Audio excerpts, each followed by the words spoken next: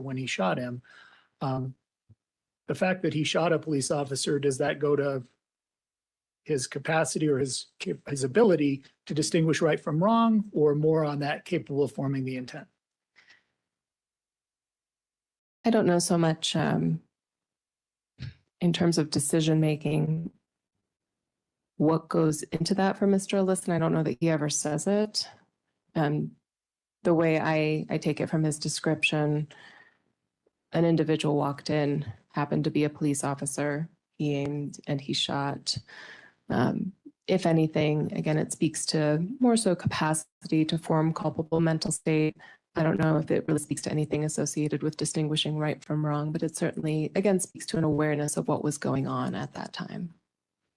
And with respect to his description of standing on the side, using the red dot to target the officer and shoot him in the head, that would certainly go to his ability to form the culpable mental states in this case.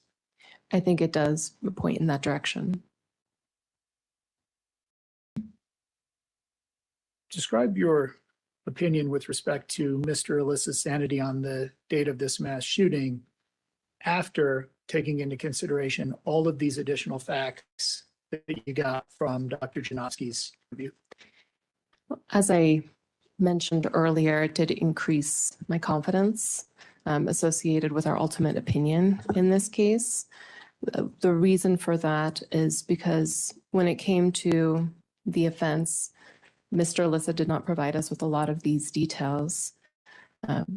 He told us he didn't want to talk about it. He also told us that he couldn't remember a good amount of it. And in reviewing these videos, it makes me realize, well, maybe he did remember more than what he told us at the time of our interview. But what strikes me when I see these videos and hear his responses is that there's nothing particularly delusional about them. There's nothing about voices associated with his actions, especially once the shooting begins. So it makes me feel like we didn't miss anything. Additionally, an interpretation that Dr. Gray and I had is that it is seen and common enough that individuals who are experiencing acute psychosis at a time of events can sometimes have a clouded memory for what was going on. And by the time they're undergoing a sanity evaluation, it is difficult for them to describe exactly what was going on at the time, because at the time of a sanity evaluation, they might be cleared up with medication and they're trying to explain something that is inherently irrational or something that we all experience. It's like trying to describe a strange dream that you had in terms of putting pieces together and making it make sense. So when I hear Mr. Alyssa's responses on these videos, it just strikes me that it is quite straightforward and there is nothing in there that I can determine to be associated with the psychosis that he was otherwise experiencing. So as a board-certified forensic psychologist, your opinion in this case with respect to his sanity is what? That he was sane at the time of the offense. Judge, I don't have any further questions for Dr. Torres. All right, thank you. We'll take our break for lunch now. It'll be an hour and a half. So we will resume at 1:20. Remind you of the admonition. You've been great, so thank you. You know what I would say. Just don't talk about it and don't form or express an opinion. Try to avoid anything to do with it. Don't do any research. Stay off the internet. And I'll see you at 1:20. Thank you.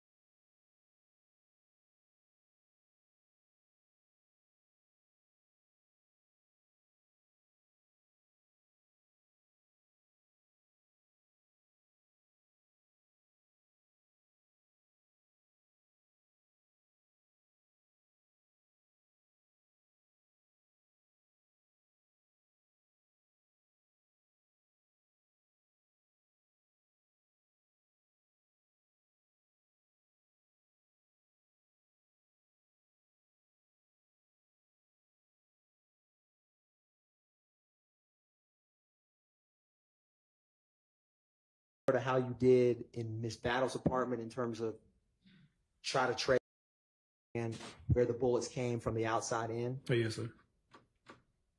I'm showing you is 24 Lima Lima. Do you see a defect in this photograph? Yes. Also publishing 25 Lima Lima. Do you see any defects in this photograph? Yes. And from your personal review, did you or did you not believe that these defects came from bullets? Yes. They did? Also showing you 26 Lima Lima. Do you see any defects here between in this laundry room area of the apartment? Yes. And can you describe for the jury where it is? It's right in the kind of middle of the picture, in between the cords, the hole. 27 Lima Lima. Was there any, and I'm going to actually go to a better one, 29 Lima Lima. Do you see any damage to this other window inside like the bedroom area of that apartment? Yes. And is where the mouse is the area of the window that has the bullet defect? Yes, sir. Is this another angle of that same window in 30 Lima Lima? Yes.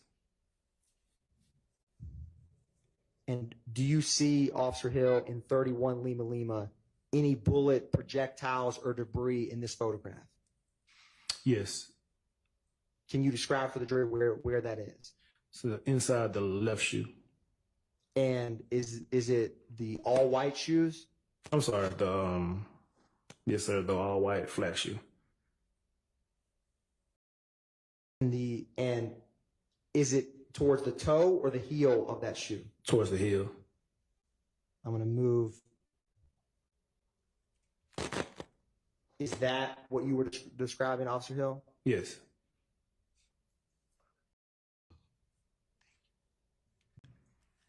Now, Officer Hill, once you looked in apartments 1120 and apartments 1122, did you ever go outside into the street area at 1903 Drew Drive? Yes. And what did you see outside in the street, outside of those back porches of those apartments? Several shell casings. And by several, how many shell casings did you see roughly outside in the street? I would say over 20 at that time. Turning or publishing 62 Lima Lima, can you describe for the jury in general what this photograph depicts? Yeah, so everywhere you see a yellow marking on the ground is where we recover the shell casing from. So are all of these yellow placards in the street outside of 1903 Drew Drive indicative of shell casings or projectiles in the street? Yes. Publishing 63 Lima Lima, is this another view of those shell casings in the street? Yes. Now, Officer Hill, while the crime scene tech was there, there's a number, or how many, well, I'll do this.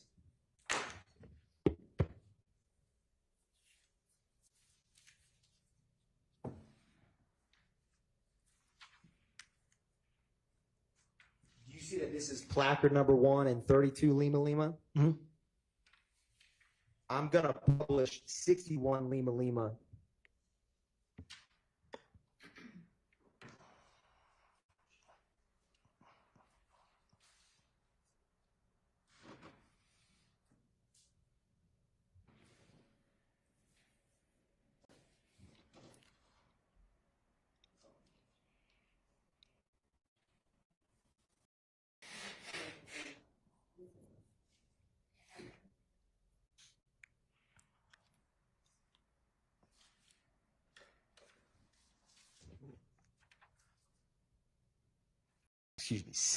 Publishing 60 Lima Lima.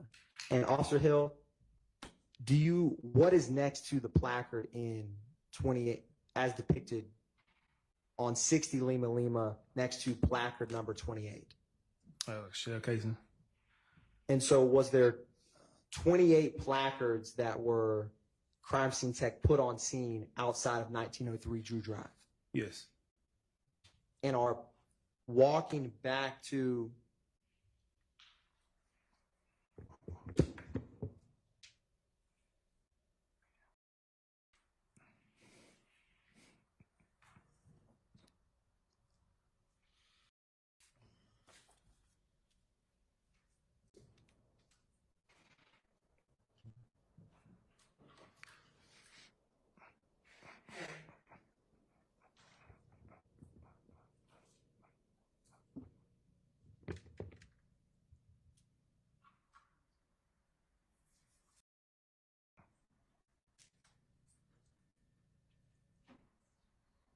now, while I'm getting that pulled up, I wanted to take a step back. When you were at Club Crucial, do you know what time that fight commenced before you went to Drew Drive? Do I remember what time the fight started? Correct. Oh, we got the call around between maybe 1:30. So it happened before that. And while you were out on scene, were any suspects identified from Club Crucial that you responded to? Not for me, no, sir. And if you had to ballpark, how long were you personally, on that scene? Was it 30 minutes? Was it an hour, 2 hours? But between 20, 30 minutes. And were you able to do anything or take any steps to identify who was fighting at Club Crucial? No. Were you able to do anything to identify who was shooting? No. And that time of night, is Club Crucial crowded or not crowded? Crowded. And after there's a shooting, is it easy or difficult to gather information when Club Crucial's crowded and there's a shooting? No, it's difficult. Overruled. You may answer, Officer Hill. Oh, it's difficult at that time. Why is it difficult? Why is it difficult to gather information in that environment? Multiple people running, trying to get out the way, trying to get home, get safe. So a lot of times people are not trying to talk to us or answer any questions. And is the parking lot of Club Crucial in close or not in close proximity to where people would come out if everyone was leaving the establishment? Yes. Is it close? It's close. Or not? No, it's close, yeah.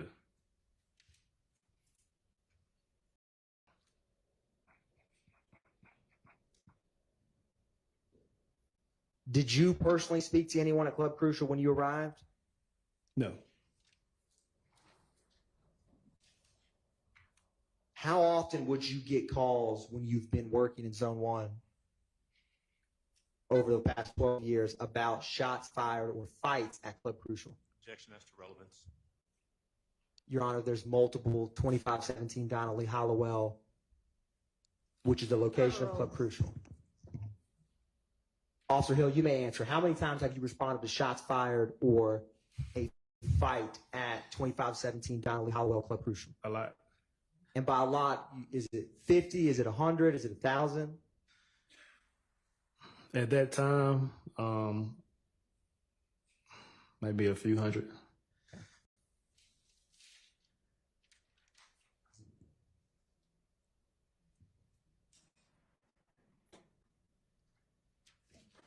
Now, should be coming up momentarily, Officer Hill. So we started with placard 1, and then I showed you placard 28.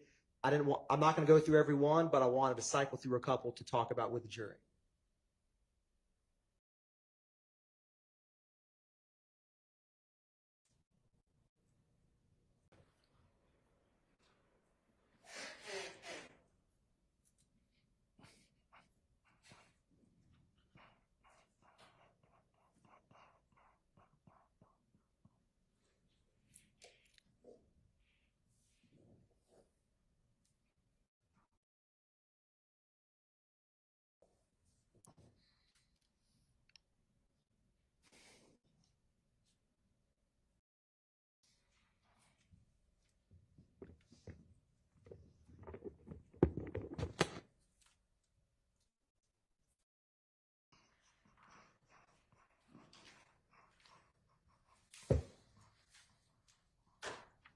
So, Officer Hill, do you see a shell casing in 33 Lima Lima next to placard number 2? Yes. And do you know what type of shell casings were on scene? Not at that moment, I did. Were you ever able to determine or learn what type of shell casings that they were? Yes. What type were they? They were 9mm shell casings. Were there any other type of shell casings that you found on scene? It was, but I don't know. I don't remember what the other That's all right. casing was.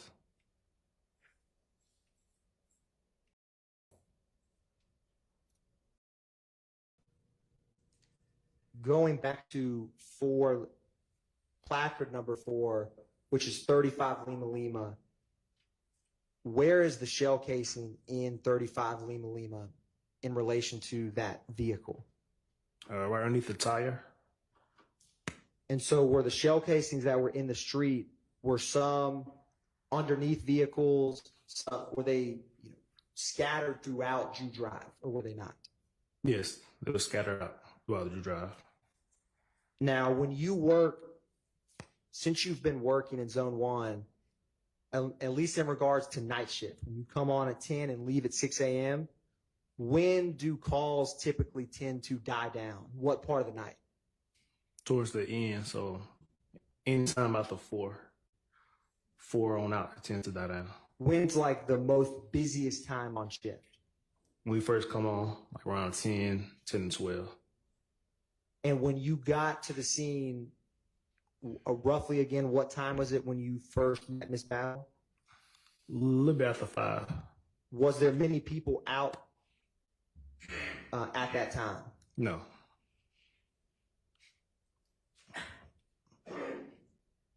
Publishing 36 Lima Lima, is there another shell casing from the scene? Yes. I'm going to jump to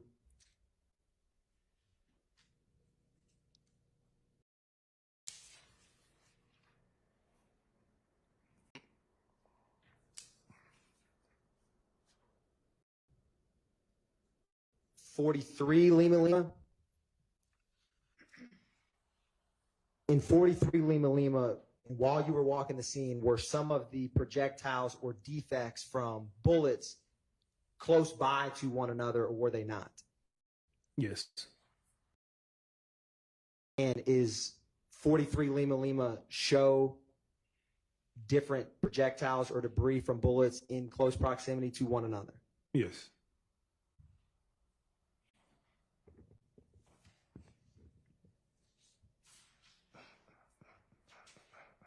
I'm going to turn back to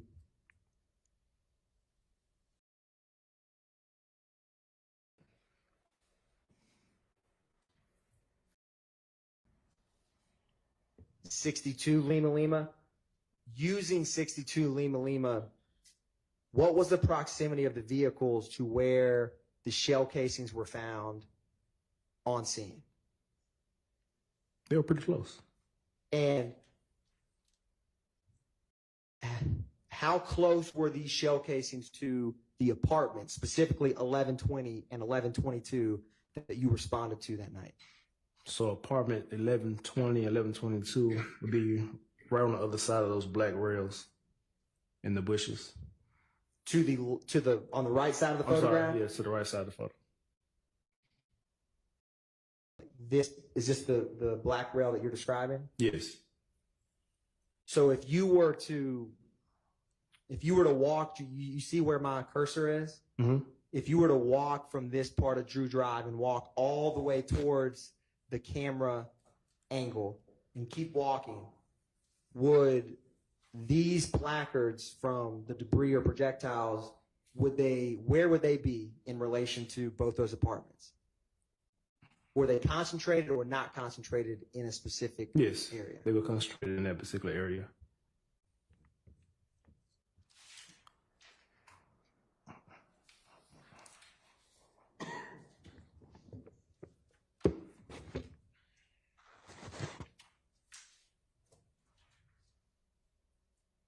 Now, did you ever look or try to find any surveillance videos at this apartment complex?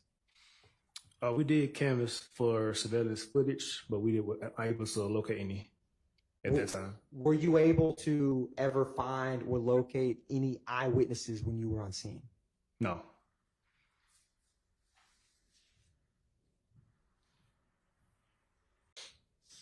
Now, did you ever come to learn who lived in apartment 1120 next to Miss Battles? Yes. Who was that? I'm going to object to hearsay. What's your response? I'll ask a couple foundational questions before, Your Honor. Officer Hill, when you responded to this scene, or do you write reports in relation to the investigations that you work? Yes. Do you include information about apartments you respond to or victims in the cases? Yes. Why is that? Why do you include that information? Just for future references, we list any owners or tenants that apartments were damaged or could have been damaged in the reports for further investigations. And without stating anything yet, how was it that you were able to come to learn who resided in apartment 1120? So in the apartment complex is two other officers, Atlanta police officers that live in the complex. They had a layout of the tenants that lived in the property, and they were able to give me the name of the tenant. So they had a layout of the residents of all the apartments at that location? Yes, sir. And using that, were you able to determine who was listed as living in that apartment? Yes. Your Honor, may he be permitted to answer? I'm going to object based on hearsay and confrontation. And Your Honor, the effect on Officer Hill's investigation before leaving the scene? Sustained. Yes, Your Honor. Now, Officer Hill, after crime scene came, what did you all do with the shell casings that we've walked through here today? Did you leave them in the street? Did you take them somewhere? What did y'all do with them? No, we collected them and turned them in as evidence. And in the shell casings that were in the street, who was it that actually took those and transported them? Myself. And where did you take them? So our property, and that's where we take all evidence and property to.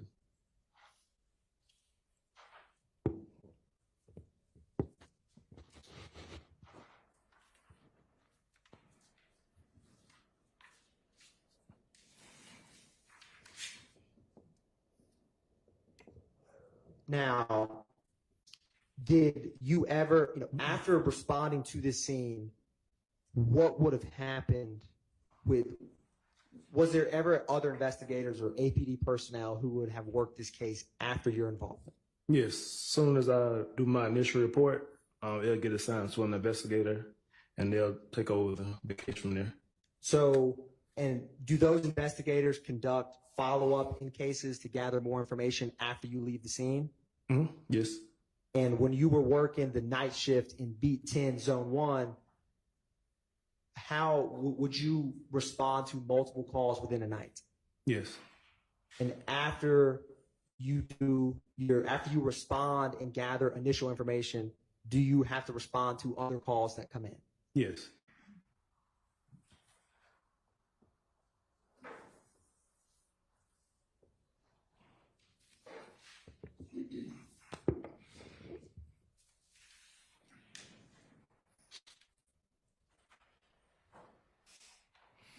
Did the owner of that home ever come in to report those shots and damage sustained at apartment 1120? Not that night, not to me, no.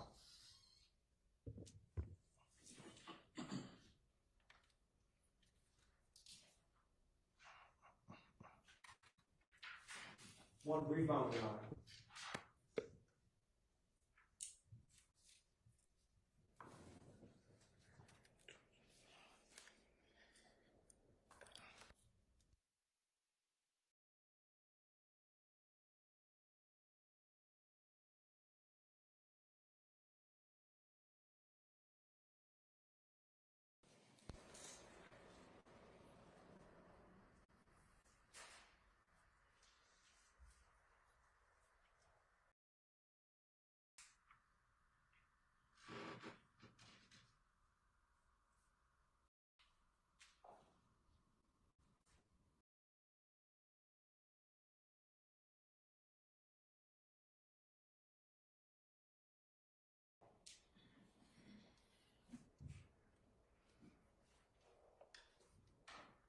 Your Honor, no further questions for Officer Hill at this time.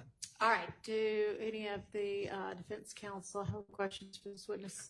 And I thank you. On behalf of Mr. Williams, we have no questions. Okay, Nothing on behalf of Mr. Stillwell. anyone else? No questions. All right, officer, thank you for your time. You're excused. Thank you. We ready for the next witness? Yes, Your Honor. The state calls Senior Analyst Courtney Daniels to the stand. All right.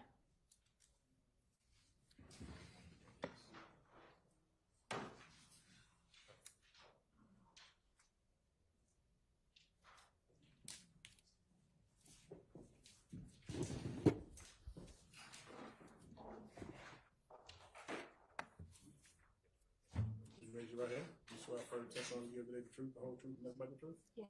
Have a seat. State spell your first and last name for the court. Slide into the mic, please. Courtney Daniels, Daniels.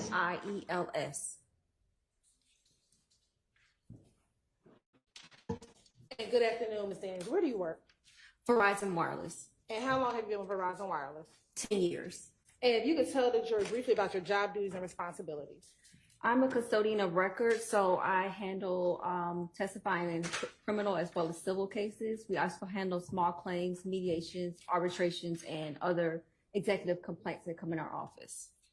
And you said that you're a custodian of records. What type of documents would be within your purview that you testify to? So we testify to subscriber information, call details, text message details, text message content, any internet records that are available. So first starting with call detail records, you can tell the jury when you, the call detail records that are with Verizon Wireless, generally what time zone are those call detail records kept in? Call detail records are based on where the user is located, so it's based on that time zone. So for example, if you have call detail records for a phone based out of Georgia, would that be an Eastern time zone? Yes, And you also talked about you keep records with text messaging content. yes. What time zone are those text messages usually kept in? So text messages are, the time zone is based on the switch where these, which is the brain of the network, where it's located. So that's how we tell what the time zone is for the text message. And the documents that you talked about that you may testify to, are those documents kept in the regular course of Verizon business? Yes, And is the information contained within those records made at or near the time in which the calls or texts are made? yes, Specifically, we talked about subscriber information. Is that document kept within the regular course of Verizon business? yes, And we talked about the call detail records, same question, kept in the regular and ordinary course of Verizon business? yes, And then text message content, are those kept in the regular and ordinary course of Verizon business? yes. With the call detail records, do you also provide cell site information? When requested, yes. Okay. And what is cell site information? Cell site information tells us what towers were involved and the locations of those cell towers. Now, with Verizon Wireless, do you have prepaid and postpaid accounts? Yes. If you could tell the jury what's a prepaid account versus a postpaid account.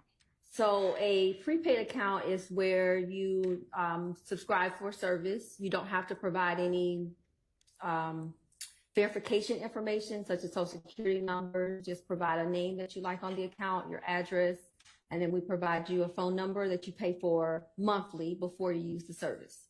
Well, postpaid, you have a monthly bill. You have to provide your social security number, identification, the address that will be on the account, and you're billed monthly. So you receive a bill every month. You don't receive a bill prepaid. If you don't pay, you don't continue the service. Postpaid, you'll receive a monthly bill and continue that service until you tell us that you do not want it any longer. And you said with prepaid account, you can come up with any name that you want. Yeah, it could be anything that you'd like it to be listed as. So someone can call it Mickey Mouse and they'll get the phone. That's fine. Yes. Now, I want to direct your attention to the reason for your testimony here. Did Verizon Wireless receive a subpoena from both the Atlanta Police Department and the Fulton County District Attorney's Office? Yes. Your Honor, permission to approach? You may. I'm going to show defense what has been marked as State's Exhibit 464 Yankee and 464 Yankee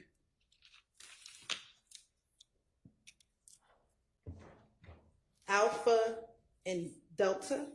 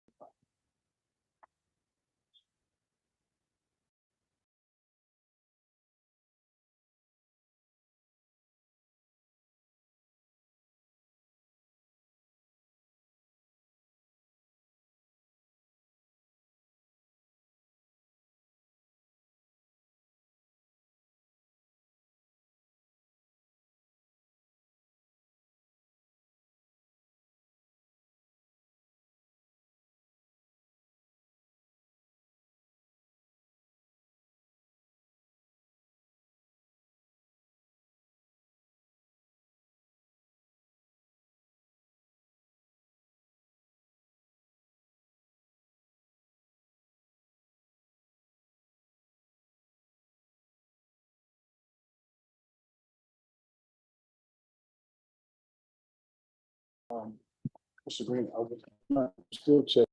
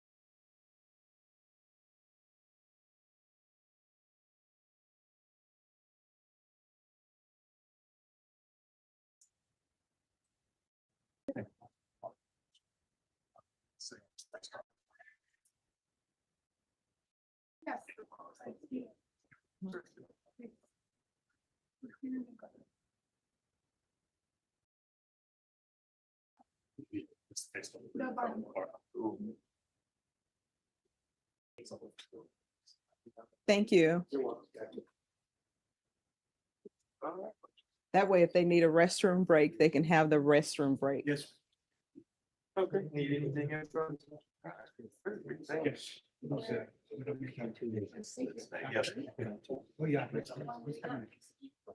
Hello.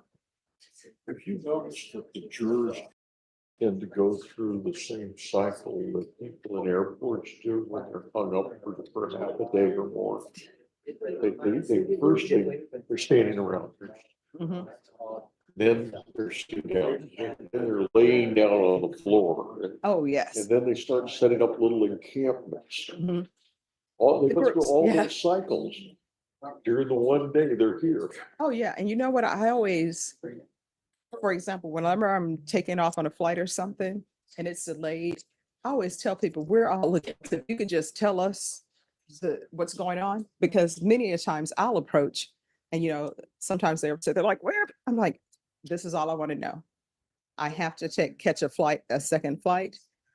Is this gonna make me miss my second flight? And if so, can we reschedule that second flight? Then if not, it's like, thanks for letting me know. I'll come back tomorrow. It's fine. Do you know, we once had a situation where, well, 2 times. One, the plane can go because of weather. And some people wanted the plane to still go. And they're like, I really need to go. I'm like, so if the plane crashed, you're telling me you're gonna be fine with that. And then I said, then one time they said they needed to take everyone's carry-on luggage, no carry-on luggage because of the weight of the plane, and they had to balance it. People didn't want to give it up. I'm like, is that carry-on luggage worth potentially this plane crashing because it's not balanced? I took the lady, here you go, take mine. When the 737 issue came up and there were crashes and they rounded all of them.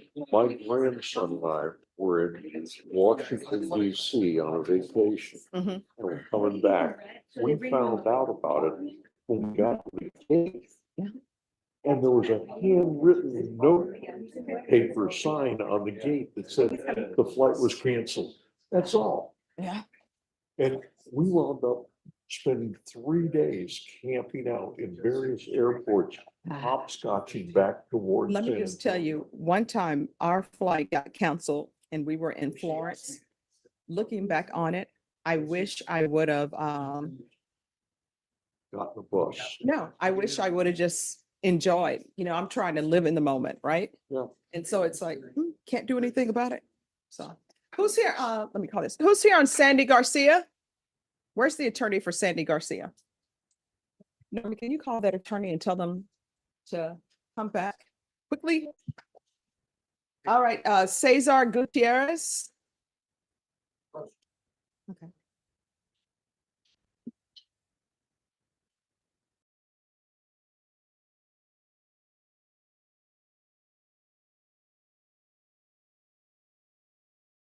Hello. Hi. So we'll see what's happening here.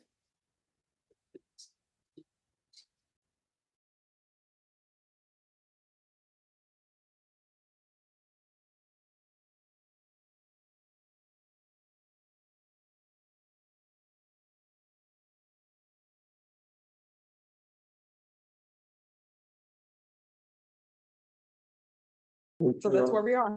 Thank you. You're welcome.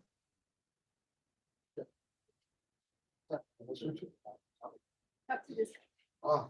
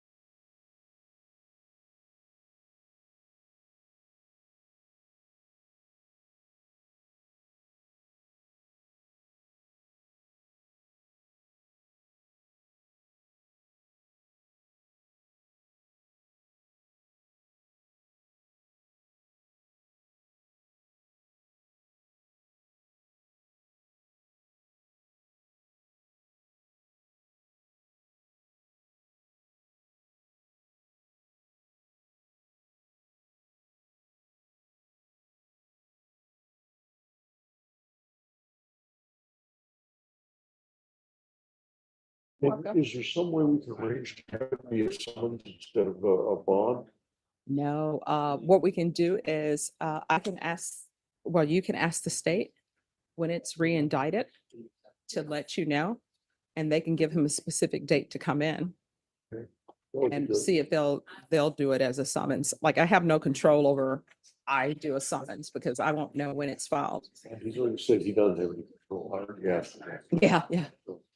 So maybe if they'll just let you know when it's going to, when it is re-indicted, you can come back to this court and I'll know the history. Yep. All right. Yes, I will have it.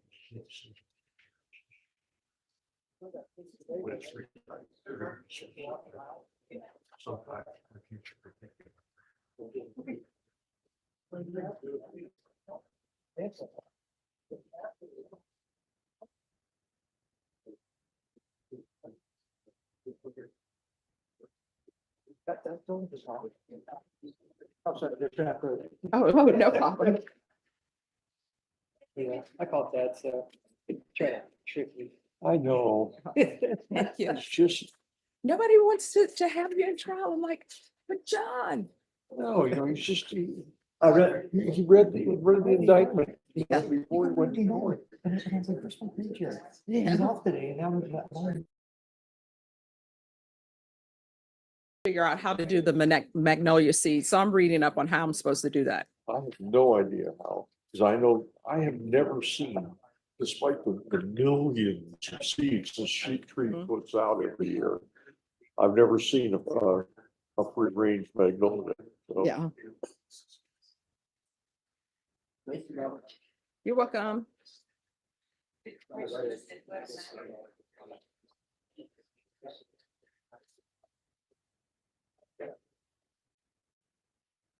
All right, is the person here on Sandy Garcia?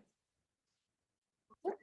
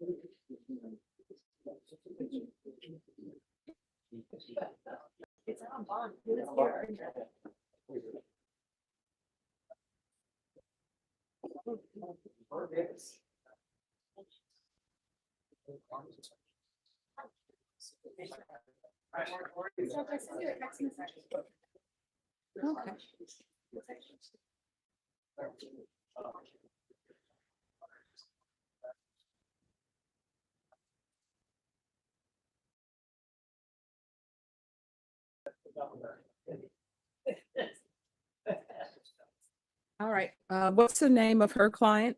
It's on page 4. All right, could I see the file on Alvarado?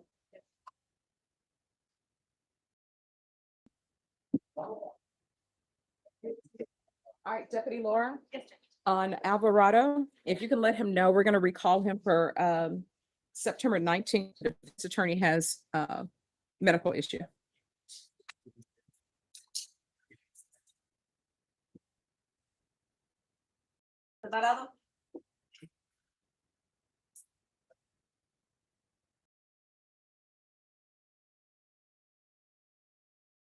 For Lindsay on it. Not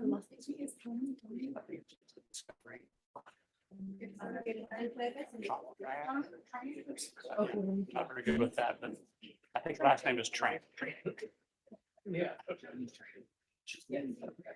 Yeah, whatever, yes, if that's what we need to do, yes. Thank you. They're gonna try one more time to talk to the planet, and I think it's gonna be dismissed next time. Okay.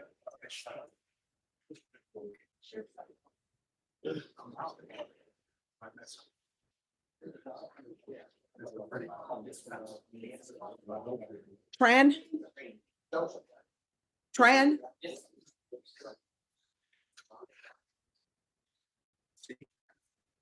Hello. Morning, Judge. I didn't pronounce your first name because I didn't want to mess it up. So how do you pronounce it? June. June? June. Okay. All right. All right. So where are we on discovery? What's happening? So Judge, I checked, there were 2 discs that were included in our file. I checked them, or Power Ranger checked them. She said that it was the same thing that we're already up for the discovery. Okay. The only other step I have is I was going to call the complaining witness to see if there was any other evidence that they had. I assume that they brought up against everything. I just want to double check to make sure. All right. So how much time do you need for that? I just emailed our victim advocates. I'm going to call someone from that company to see if we can set this up relatively soon. So maybe 30 days. That might. Okay. All right, Ms. Ferguson. Give me a 30-day reset on Mr. Tran, please. October 17th. Okay. All right, October 17th. Thank you for addressing it appropriately for court.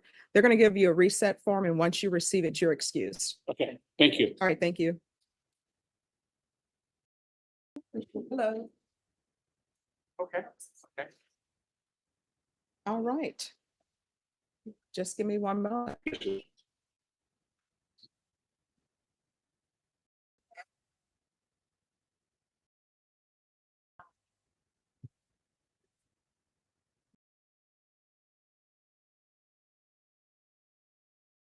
All right, could I see the file on April Garcia? Adams. All righty.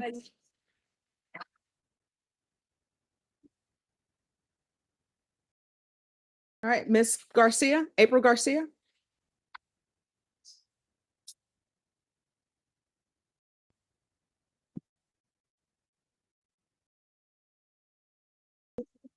Let me see, unless it's one of those sheets. Taurus. Okay, yes, I don't have that one unless it was a sheet. Let me retrieve that. All right, thank you. All right, so my understanding, your case has been dismissed. Okay. Thank you, Your Honor. Oh, you're welcome. Well, it's your attorney in the state. So here's the thing. I don't know anything about your case. Whatever brought you here, just make sure everything's okay with you, okay? Yes, Your Honor. Thank you. All right. Thank you. Maybe be excused, Your Honor. Yes, you may be excused. And Will, you can have him file something as well. Okay, Judge. All right, thank you. Just bring it to my attention because everyone will not know what happened in the case. All right, Sandy Garcia.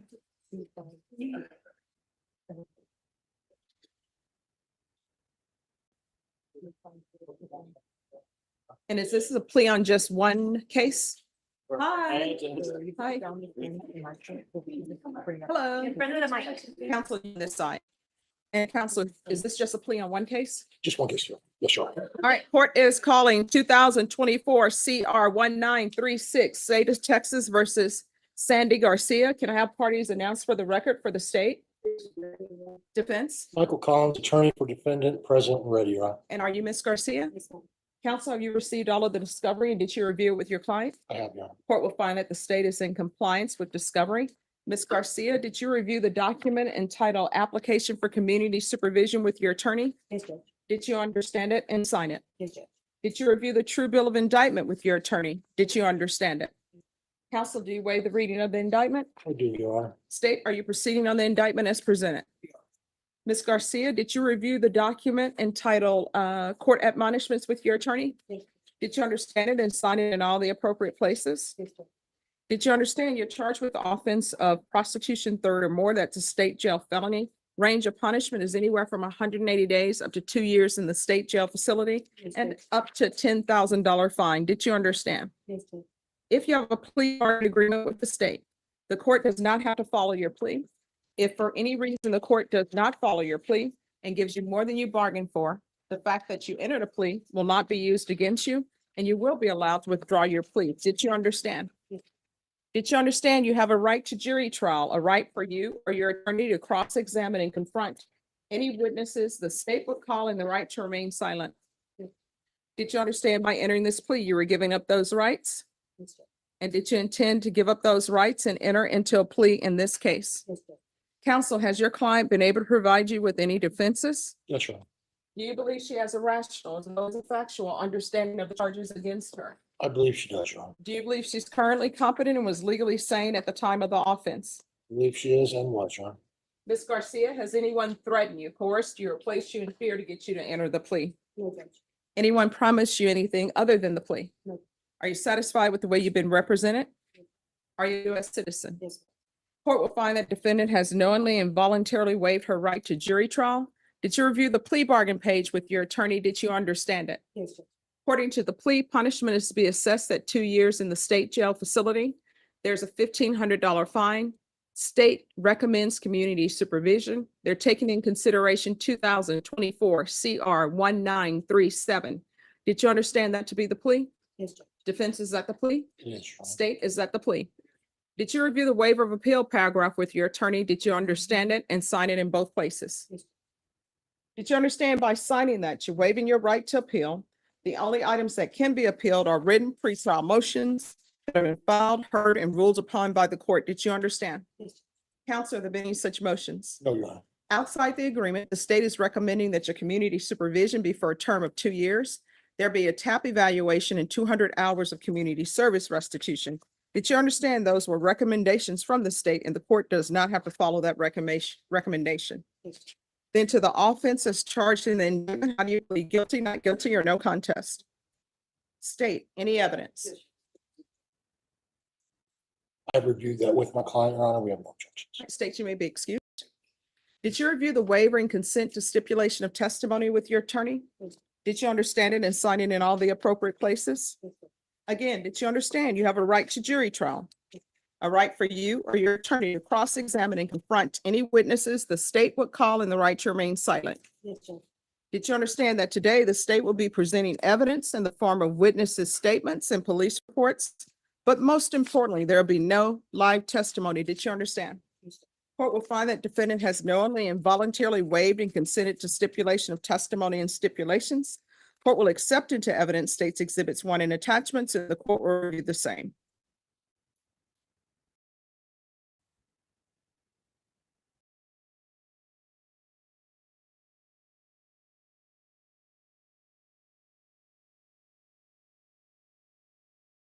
All right, after reviewing states exhibits 1 and attachments, the court will find there is sufficient evidence to find you guilty, and the court will find you guilty. Are you proceeding with sentencing? Yes, Your Honor. Anything you wish to say on behalf of your client? I've spoken to my client about her situation, Your Honor. She realizes she's been making bad choices, decisions. She's got family here that's supporting her. Mhm. They've been here in the last couple of settings, Your Honor. Okay. And so I think she realizes she's got people out there that care about her. Who's her family? Family members. All right. Oh, thank you. And over here, no feet on the furniture. No, I'm talking about over here. Yes. You're not at home. We don't do that here.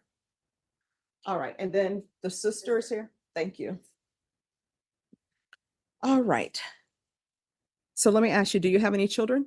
Yes, just what I've been wanting to talk to you because I didn't do that also because I didn't want it because I was successful and it did help me. But I have a baby now. Okay. Well, we're going to have to make better choices since you have a baby. Okay. How old is your baby? She's 19. And who is she with? She's currently with my mom. All right. Is Child Protective Services involved? No.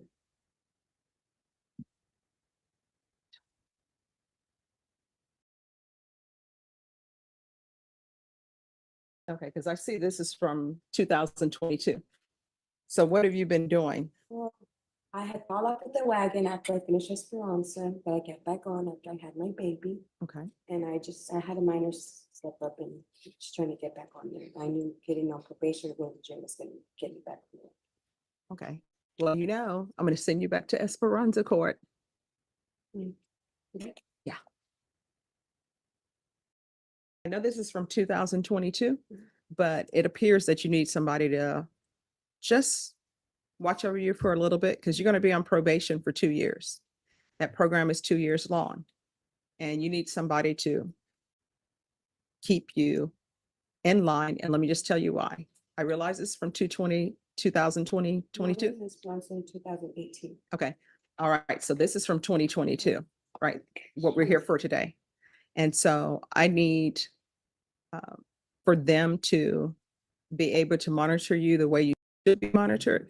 Because the one thing we don't want is we don't want you to be back here because then CPS is going to get involved and they may end up taking custody of your baby. Oh, well, all right. I'm glad you saw what you should be doing. I did the best thing for my daughter. Yes.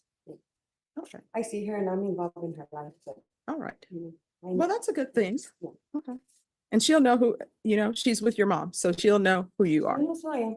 Okay. All right. Have you been employed since this happened? Since last Esperanza? No. All right. So in this court, I require you to get employment, okay? Mm. And they'll be able to look to see if there are any mental health issues or anything that's going on with that. And you said you fell off the wagon. What did you follow the wagon with? The same. The same. Okay. All right. So I'm going to find you guilty. I'm going to sentence you to 2 years in the state jail facility, suspended and probated for 2 years. There's a $1,500 fine. That will be probated. Take in consideration 2024 CR 1937.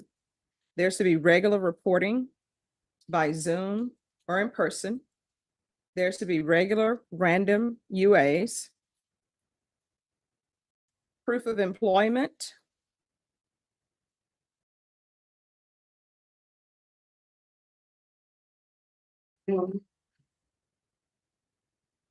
Within 30 days of release. There's to be no employment as a home health care provider or with minors. There's 200 hours of community service restitution, and I'm going to order parenting classes. Once those are completed, the community service hours will be deemed satisfied. There's to be no unsupervised contact with minors until further notice. Field visits, 1 time per month for 3 months. Then at probation's discretion. We're going to do the TAP evaluation and Esperanza court referral in custody. They'll be able to see you before the week is out. Probation is and then what is the class? Is this the AIDS awareness class? All right, the AIDS awareness class. Probation, is there anything else she needs? Is there anything else you need for me to be successful? All right, did you review the trial court certification of defendant's rights to appeal with your attorney? Did you understand it and sign it? Because this is a bargain agreement, because I followed your plea bargain agreement, and because you waived your right to appeal, you do not have the court's permission to appeal. Because this is a felony conviction, you're not allowed to own or possess any weapons or ammunition. If you have a question over what a weapon or ammunition is, you'll need to speak to an attorney. Do you understand? Mm-hmm. All right, so we can go off the record. In this court, to be successful, communication is key. Talk with your probation officer. If you feel they're not addressing it, you can always come back here, okay? And remember, wherever we are currently in life, that doesn't mean that's where we're going to end up. So we can always still do better and improve, okay? I know you can succeed. I know, I've done it before. Yeah, you've done it before, okay. All right, good luck to you. Thank you. You're welcome. Thank you. Have excuse you. Yes. Have a seat. Oh, Judge, wait, can I ask one question? Sure. Is it okay if I could see my baby next week? I haven't really want to see. them. No, they don't allow that, no. Deputy Laura's like, no.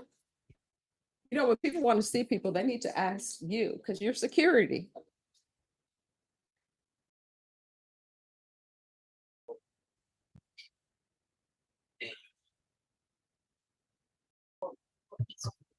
And Deputy Laura. What is happening with Guzman? Fräulein Guzman.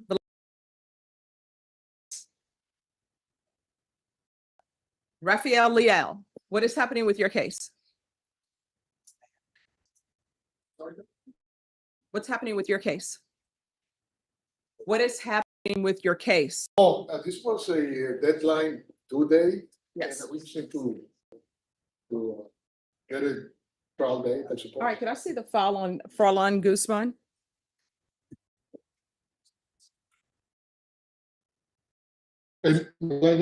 Yes.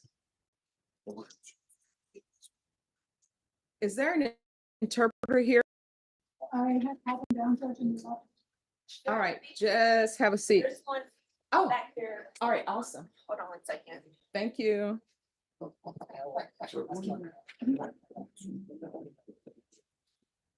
Oh, yeah.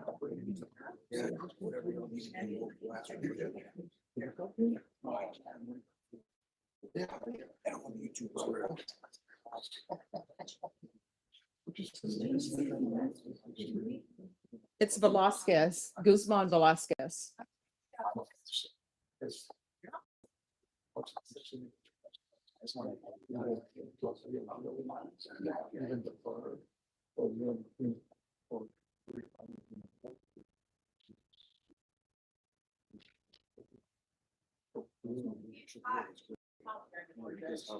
All right. Okay. Thanks. All right, just have a seat. We're going to call the interpreter to come back.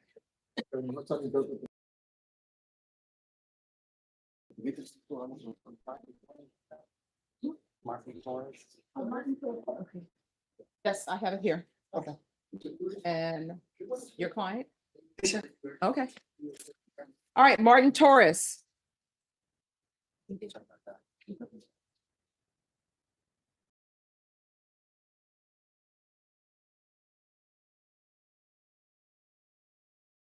Okay, so CPS records, do they exist or no? Ah, You just handed them to me a little while ago. thank you. All right, any other outstanding discovery? Not that I'm aware of. All right, and state, were you able to tender an offer previously? All right, so what I'm going to do, I'm going to give you a plea deadline date because you just got CPS records. Ms. Ferguson, on Martin Torres, can I have a 20-day reset for plea deadline date, please?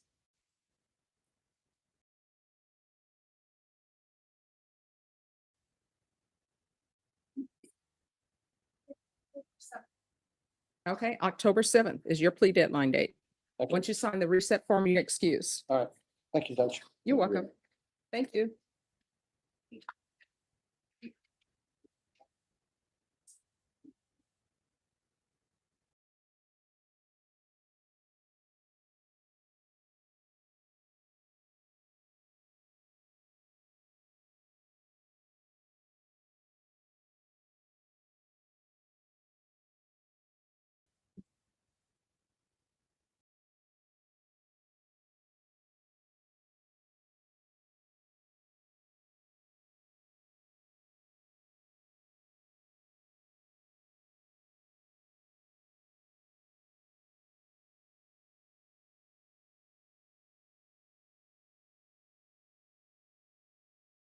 Richard Cantu.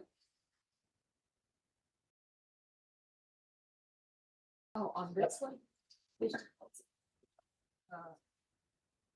Oh, yes, I'm sorry. Yeah. I apologize. Oh, no. This is dismissed. I gave you the dismissal. You should have it. Richard gone through? No, April Garcia. Oh, April, okay, but that's the one that's in the file that you can write up. No, I wrote it in there. Oh, yes, okay. All right, thank you. Oops. There you go, thanks. All right, are you all entering a plea? Court is calling 2021 CR 11554, State of Texas versus Richard Cantu. Can I have parties announced for the record for the state? Defense, Robert Ramirez for Mr. Cantu, Your Honor. and are you Mr. Cantu? Yes, sir. Counsel, have you received all of the discovery? Did you review it with your client? Yes, Your Honor. Mr. Cantu, did you review the document entitled Application for Community Supervision or Deferred Adjudication with your attorney? Yes. Did you understand it and sign it? Yes. Did you review the true bill of indictment with your attorney? Did you understand it? Yes, sir. Counsel, do you waive the reading of the indictment? We do. State, are you proceeding on the indictment as presented? Yes. Court will find that the state is in compliance with discovery. Mr. Cantu, did you review the document entitled Court Admonishments and Defendants Waivers and Affidavit of Admonitions with your attorney? Yes, ma'am. Did you understand it and sign it in all the appropriate places? Did you understand you're charged with obstruction or retaliation as a third-degree felony? Range of punishment is anywhere from 2 to 10 years in prison and up to a $10,000 fine. Did you understand? If you have a plea with the state, the court does not have to follow your plea. If for any reason the court does not follow your plea and gives you more than you bargained for, the fact that you entered a plea will not be used against you and you will be allowed to withdraw your plea. Did you understand? Yes, ma'am. Did you understand you have a right to jury trial, right for you or your attorney to cross-examine and confront any witnesses the state would call in the right to remain silent? Witnesses the state would call in the right to remain silent. Yes, sir. Did you understand by entering this plea, you were giving up those rights? Yes, ma'am. And did you intend to give up those rights and enter into a plea in this case? Yes, sir. Did you understand if the court were to grant your application for deferred adjudication, if for any reason your deferred adjudication were revoked, the court could find you guilty and sentence you up to 10 years in prison and up to a $10,000 fine? Counsel, has your client been able to provide you with any defenses? Yes, Your Honor. Do you believe he has a rational as well as a factual understanding of the charges against him? After being restored to competency, yes, Your Honor. Do you believe he's currently competent? Yes, Your Honor. And do you believe he was legally sane at the time of the offense? Yes, Your Honor. Mr. Cantu, has anyone threatened you, coerced you, or placed you in fear to get you to enter the plea? No, ma'am. Anyone promised you anything other than the plea? No, ma'am. Are you satisfied with the way you've been represented? Yes, sir. Are you a U.S. citizen? Yes, sir. Court will find that defendant has knowingly and voluntarily waived his right to jury trial. Did you review the plea bargain page with your attorney? Did you understand it? Yes, sir. According to the plea, there's a $400 fine and the state recommends deferred adjudication. Did you understand that to be the plea? Yes, sir. Defense, is that the plea? Yes, Your Honor. State, is that the plea? Yes, sir. Did you review the waiver of appeal paragraph with your attorney? Did you understand it and did you sign it? Yes, sir. Did you understand by signing that you're waiving your right to appeal? The only items that can be appealed are written pretrial motions that have been filed, heard, and ruled upon by the court. Did you understand? Yes. Counsel, have there been any such motions? No, Your Honor. Outside the agreement, the state is recommending that your deferred adjudication be for a term of 3 years. There be a TAP evaluation, 50 hours of community service restitution, drug court evaluation, and MIC evaluation. Did you understand those were recommendations from the state and the court does not have to follow those recommendations? Then to the offenses charge, how do you plead? Guilty, not guilty, or no contest? Guilty. State, any evidence? State officer exhibit 1 in all evidence. Any objection? No, Your Honor. All right, Judge. yes. I think he said not guilty. Oh, I'm sorry. I thought you said guilty. How do you plead? Guilty or not guilty or no contest? Contest. Oh, okay. Thank you. Thank you for hearing that. State offers state exhibit 1 in all evidence. No objection. All right. And just to be sure, did you want to enter into a plea bargain agreement in this case? To be in a probation for 3 years, I Yes. didn't want to, but he offered me to get off the streets. It'd be better for me to go talk to somebody like in the probation office. Well, no, no, He no. was gonna give me freedom today, but he told me to wait for like 2 full weeks in incarceration, and so I just take the 3. No, no, no, no. Here's the thing. I don't want for people to just take agreements in this court just to be taking them. If you want a jury trial, we can give you a jury trial today. That means release today? No. You want to talk to him about that? We can go off the record. Let me explain to you about being released. Number one, they're asking for a MIC evaluation and a drug court evaluation. I'm going to order that that be done in custody, so you will not be released today. So you're not going to be released today. And I don't want you to enter into a plea bargain agreement. And your whole basis for entering into a plea bargain agreement, or even a little bit of entering into a plea bargain agreement, is you're going to be released today. Because those are expectations that are not appropriate expectations. Because you may not be released today. And I have to make sure that plea agreements, when they're entered into voluntarily. That's why I asked those questions. Have you been promised anything other than the plea bargain agreement? So the 4 corners of this document, that's your plea bargain agreement. Anything else is outside, and that's not a part of your plea bargain agreement. And you can't think that you're going to get specific things that are outside this agreement. So do you want to discuss that with your attorney? Are you sure? Yes. I would feel better if you did. Okay. All right. All right. Thank you. Just for the record, Your Honor, I did explain it to him, but. Oh, we no, got a I'm little sure bit you of did. consistency, so. Moses Martinez. Yes. Yes, okay, just make sure. Okay, just they're ready to approach. All right, Moses Martinez. Yes, Your Honor.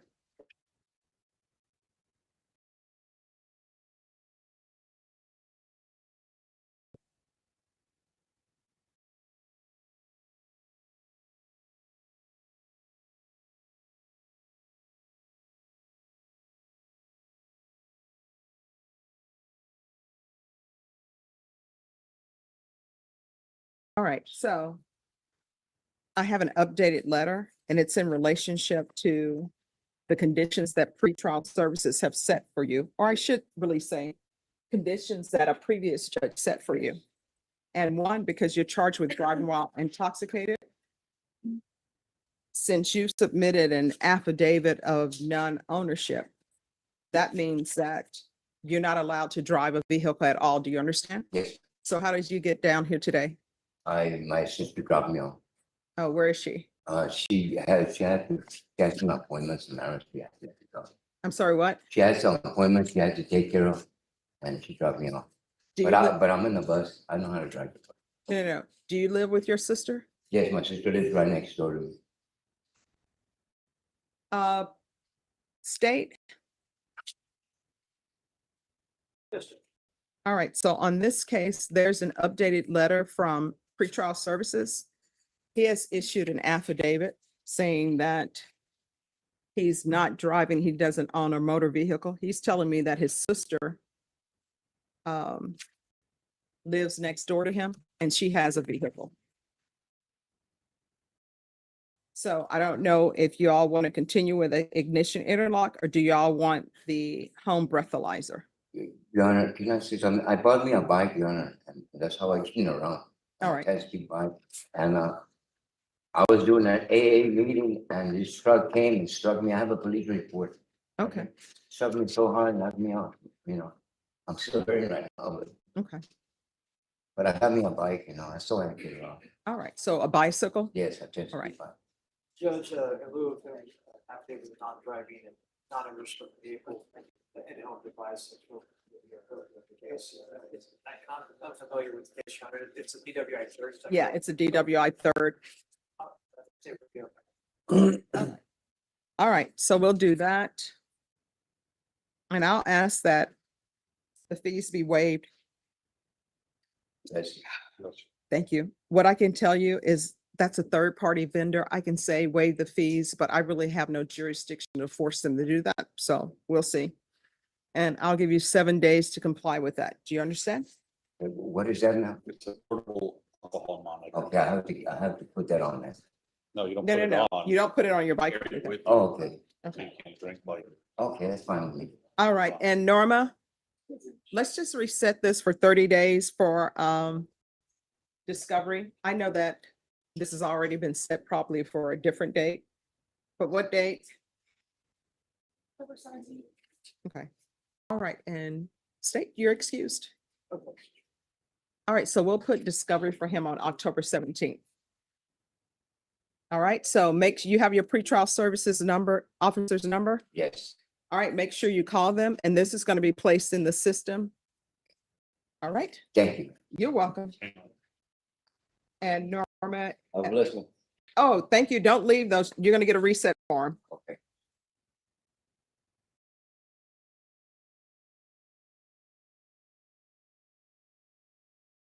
Yes. You ready?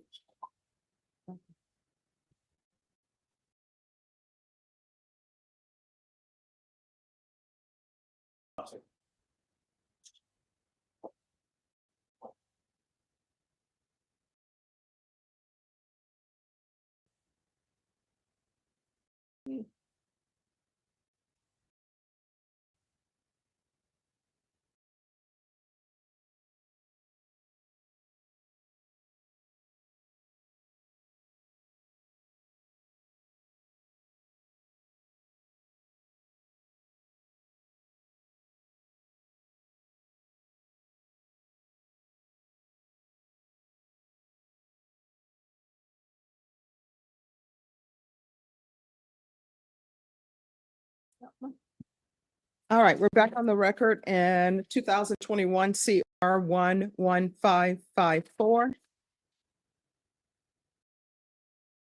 All right, so, sir, Mr. Cantu, do you still wish to continue with this plea? Yes.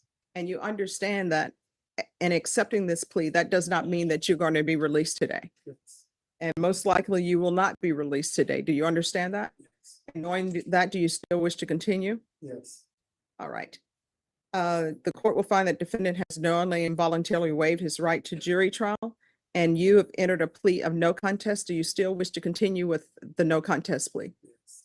And State, do you have any evidence to support the plea? No objection. All right, State, you may be excused. Did you review the waiver and consent to stipulation of testimony and stipulations with your attorney? Yes. Did you understand it and sign it in all the appropriate places? Yes. Again, did you understand you have a right to jury trial, a right for you or your attorney to cross-examine and confront any witnesses the state would call in the right to remain silent? Yes. Did you understand that today the state will be presenting evidence in the form of witnesses' statements and police reports? But most importantly, there will be no live testimony. Did you understand? Yes. Court will find that defendant has knowingly and voluntarily waived and consented to stipulation of testimony and stipulations. Court will accept into evidence states exhibits 1 and attachments, and the court will review the same.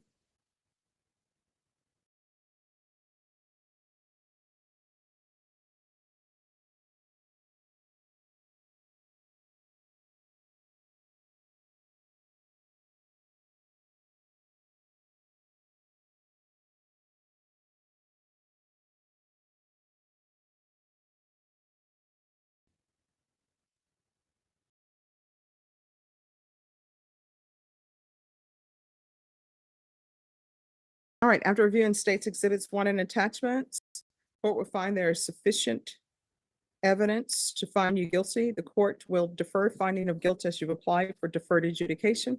Are you proceeding with sentencing? Yes, Your Honor. Anything you wish to say on behalf of your client?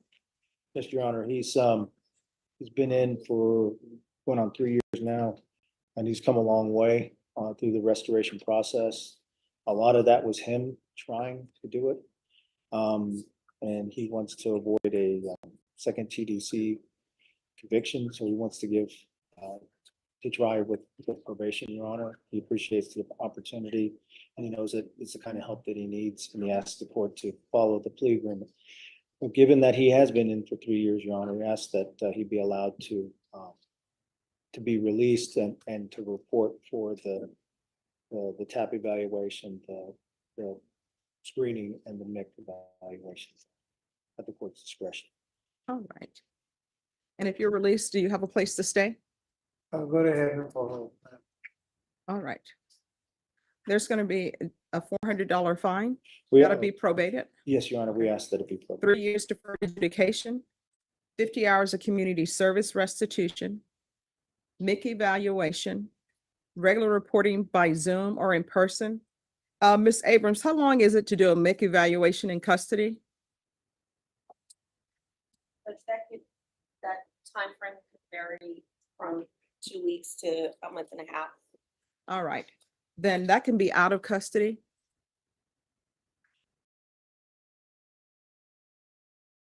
We'll do a TAP evaluation in custody.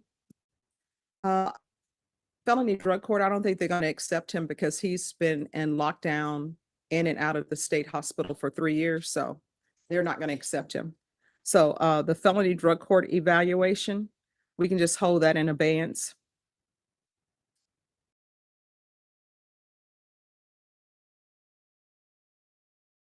Proof of employment within 30 days. No employment as a home health care provider or with minors. And he is homeless. My understanding, he's going to be staying at Haven for Hope. So defendant is to reside at Haven for Hope.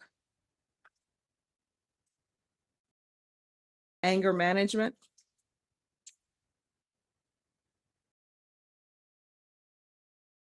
And probation. Is there anything else? Thank you. Regular random UAs. And I do apologize, but said $100 probated, 3 years deferred adjudication, and then you put 50 hours of community service restitution. All right, is there anything else that you need from the court? No, ma'am. Did you review the document entitled Trial Court Certification of Defendant's Rights to Appeal with your attorney?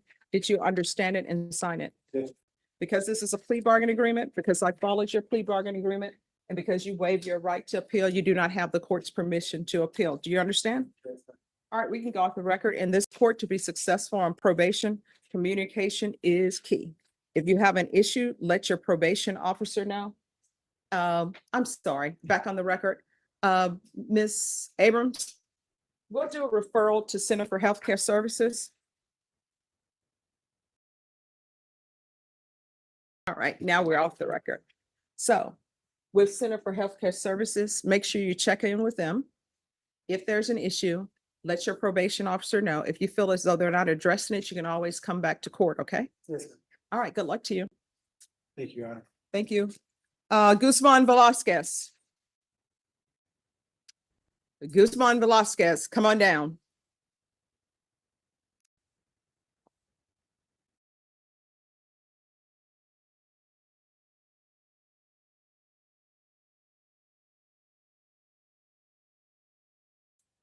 For Mr. Leal, may have stepped down for a minute. All right, are you working with Mr. Leal? Yes, Your Honor, I'm doing the Padilla advisal on behalf of the MAC, so we should be completed today on that. Okay, They should have what they need. all right, so you were given a plea offer. Are you requesting a jury trial? Oh, translator, I'm so sorry. Oh, this is Mr. Guzman.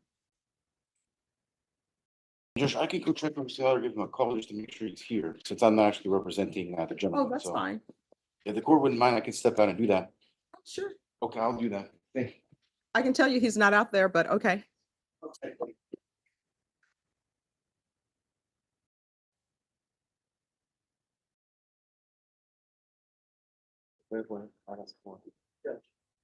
Yes. Oh, we found him.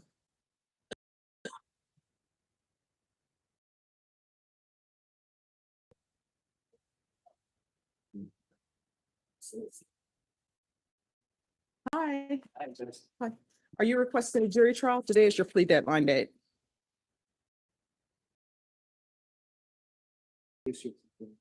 Jury trial. All right. State how long you expect this trial to last. Probably 3 to 4 days, so it's a little bit longer. We have to translate it. Documents. Video interviews, but that period at least need to be able to have access to. All right, Ms. Ferguson, Criminal Trial Division, 3 days, jury trial. All right. December 10th? Yes, Okay. and you need to be here at 9 a.m. I will, 9 Judge. a.m. For jury trials, I will. All right. Mr. Guzman Velasquez, the court will not consider any further plea bargain agreements in this case without good cause. Otherwise, you'll have to plead open to the court. Do you understand? Yes. All right. Deputy Laura, you can take him back. He's talking to the immigration lawyer, Judge? Oh, they're gonna have to, we have a jury outside, so. Oh, I'm sorry, yes. That's okay. Garcia.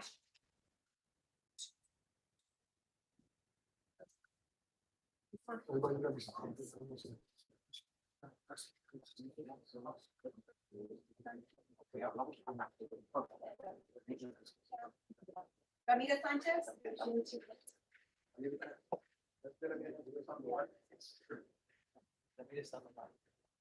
I'm also here for Sandoval. Where do we have this? Sandoval.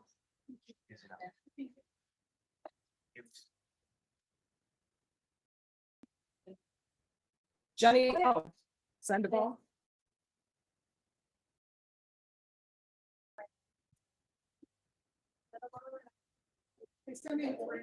All right, Johnny Trevino. This morning, I let the court know on Friday that I was gonna be out of town and Yes. I showed up at 12 o'clock and I don't know if he's still on Zoom. No, he's not. Are you sick? I feel a little sick, but Don't stand so close. What I can do is I can recall it for tomorrow. it works. All right, Norma, Johnny Trevino is being recalled for tomorrow I'll give him a call. and it's Judge. gonna be 1:30.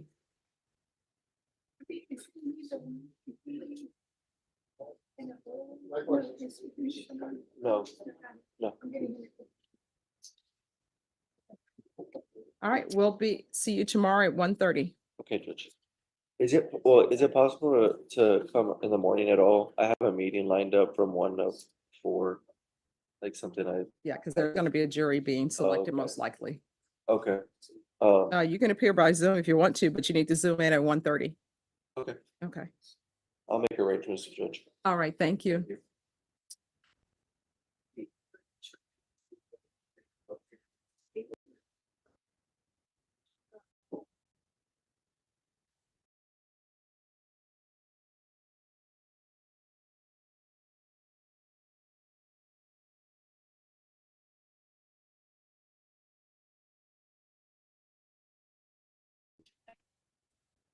Oh, yeah.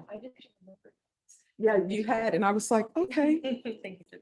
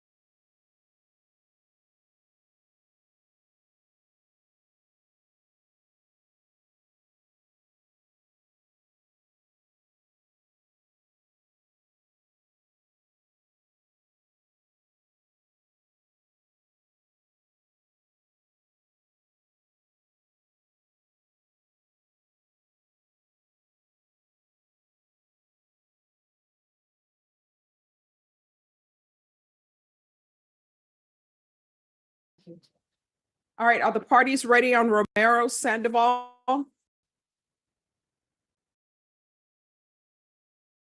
Joseph, Judge, let me see if he's.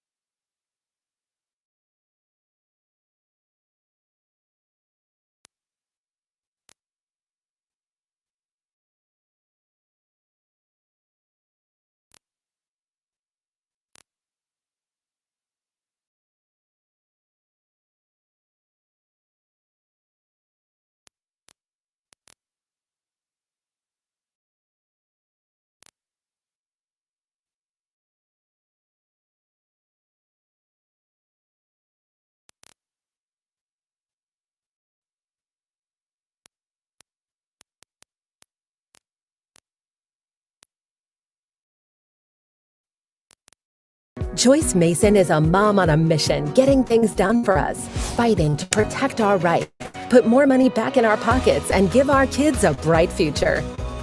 Joyce Mason, a mom on a mission, delivering for us. If your dog has food sensitivities, their food might have ingredients that don't agree with you or your dog.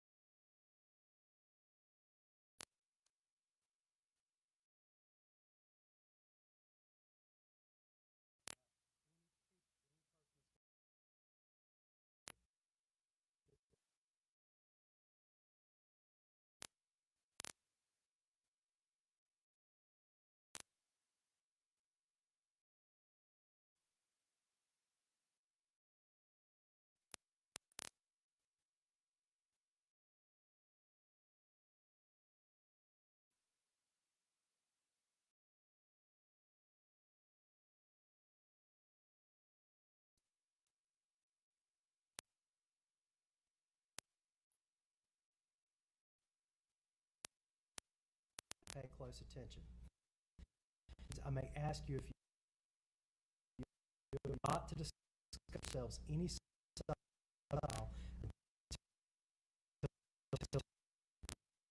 with anyone else on any subject connected with until you're discharged as jurors. You are not of the proceedings. Conduct any You are not to view the place where the offense was. You are not to form or express any opinion on this case until you are not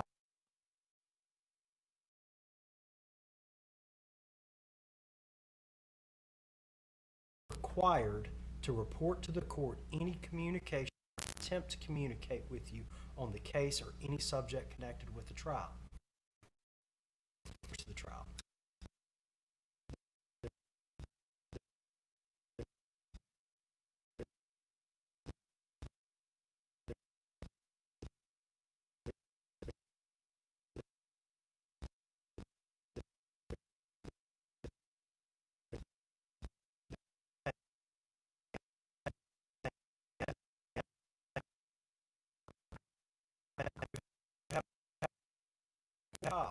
However, we will make record available for your use reaching a decision in this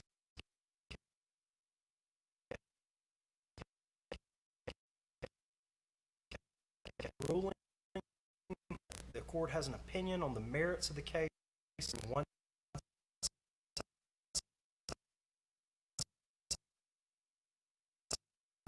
you should disregard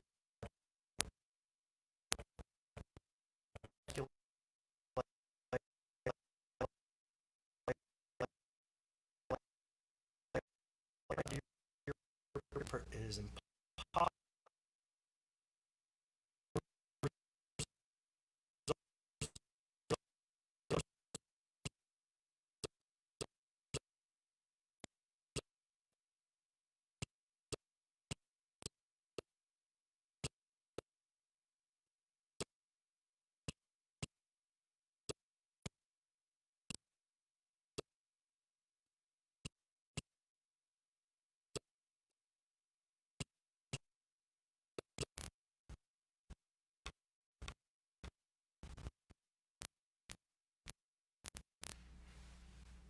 May I proceed, Your Honor?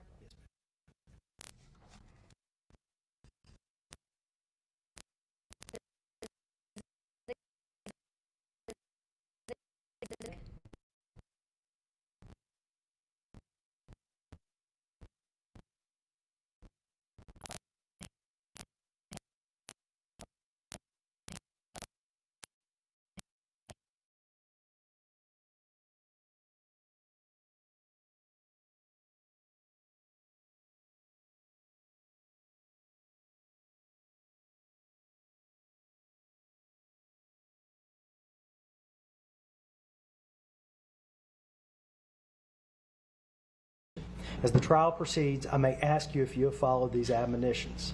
You are not to discuss among yourselves any subject connected with the trial until the case has been submitted to you for deliberation.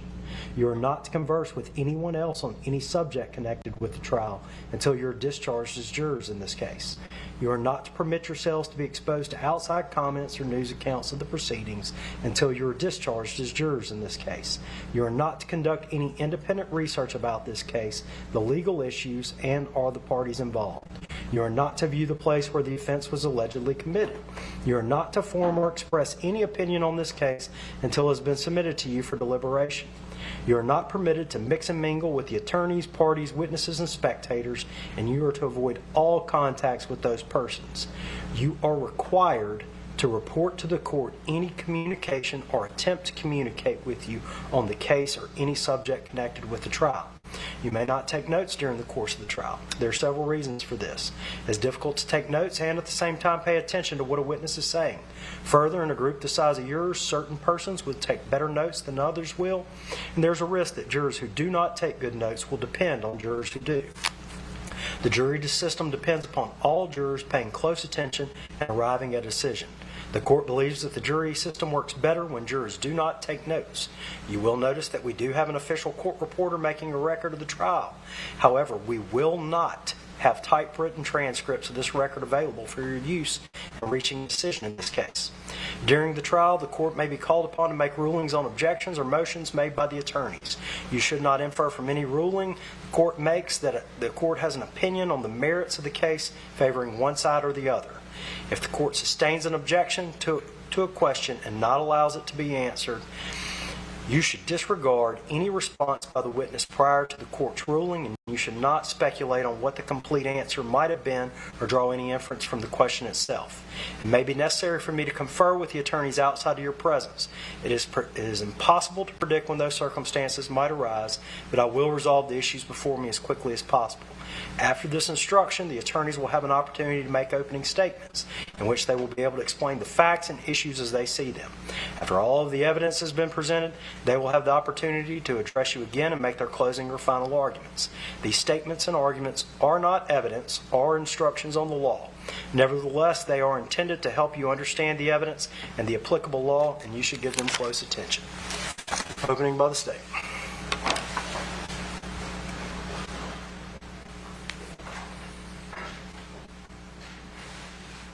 May I proceed, Your Honor? Yes, ma'am. This is a case about Carly Madison Gregg. Carly Gregg has been charged with murdering her mother, Ashley Smiley, and attempting to murder her stepfather, Heath Smiley. She's also been charged with tampering with physical evidence for removing a camera and hiding it that captured a portion of the events. Ladies and gentlemen, you'll hear testimony throughout the next few days during this case. You'll hear about some secret life that Carly lived. You'll hear that Carly had a secret boyfriend. You'll hear that Carly had a secret iPod, that she had secret social media accounts that she was using to communicate with people on this iPod when her parents had taken her phone away.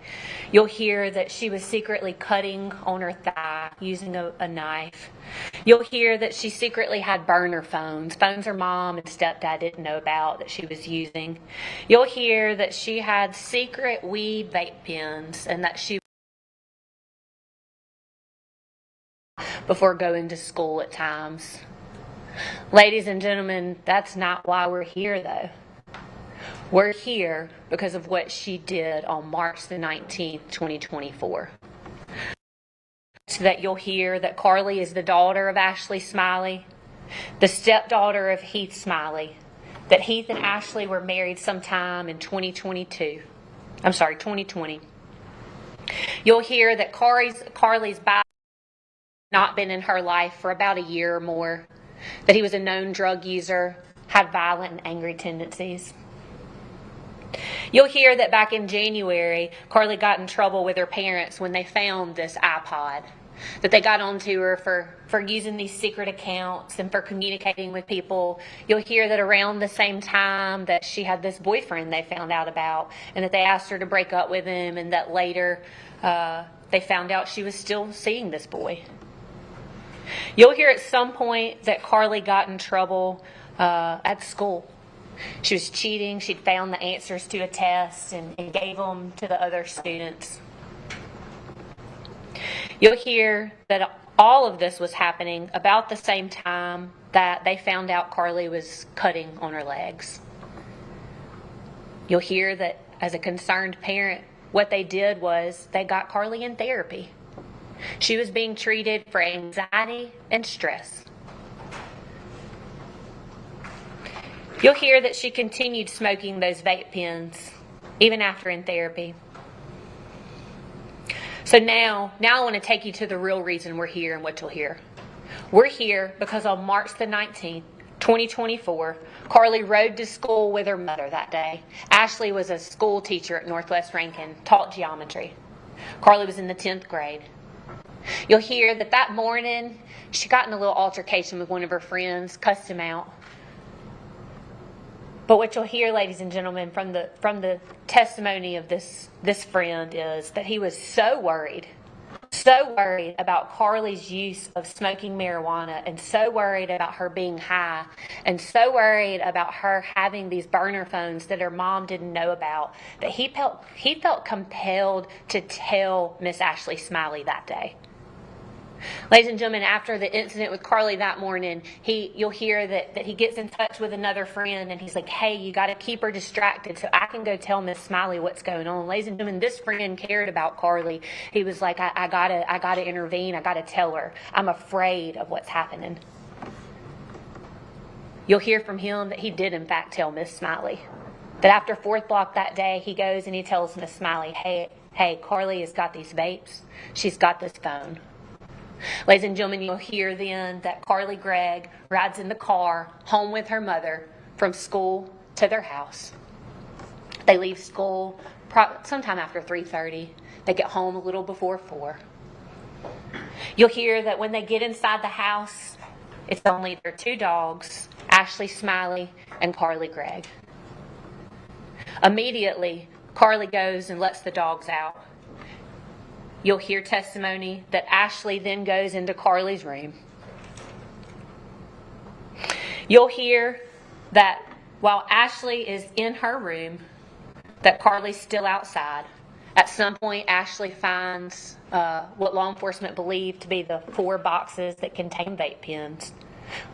Testimony will be that we believe she carried them from Carly's room to her bedroom, went back to searching Carly's room. The evidence will show that almost immediately upon Carly coming inside the house, that she walks straight to her parents' goes straight to her mom's side of the bed and removes a .357 Magnum from under the mattress. We believe the testimony will be that then she concealed that .357 Magnum behind her back. As she walked through the kitchen, she peeks her head around. We believe the testimony will show that she peeks her head around the kitchen to make sure that her mom hasn't come out of her bedroom. We believe the evidence will then show that she walked with that .357 Magnum behind her back, walked in to her own bedroom, and then fired 3 shots into her mother, killing her.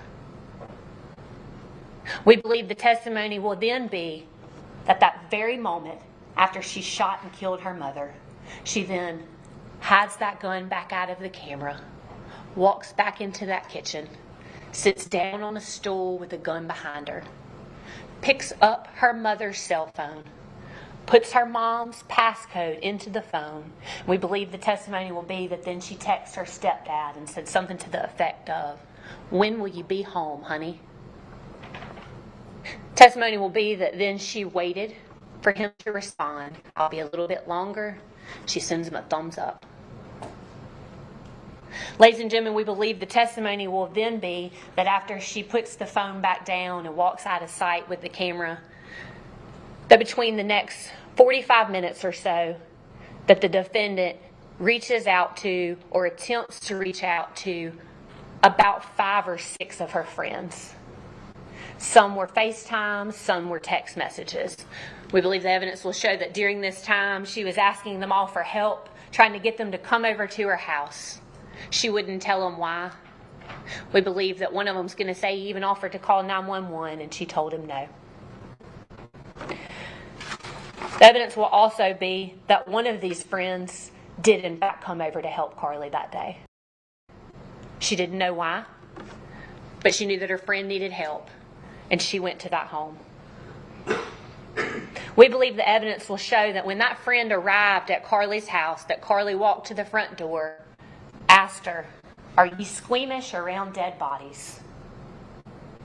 We believe the evidence will show that then she took that friend and showed her her dead mother laying on the floor.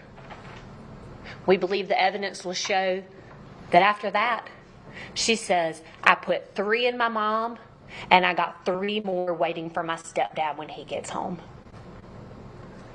We believe the evidence will show that then she tells this friend, "Hey, why don't you go wait outside in the back? Hey, why don't you go wait outside in the backyard? My stepdad's about to be home." This friend will testify that she does go in the backyard and she hears gunshots. And the next thing she sees is Carly coming out of the back door. We believe the testimony will be that she fell down coming out of the back door, gets up and tells her to run. And these two individuals, this friend and Carly, jump over the fence and run separate directions.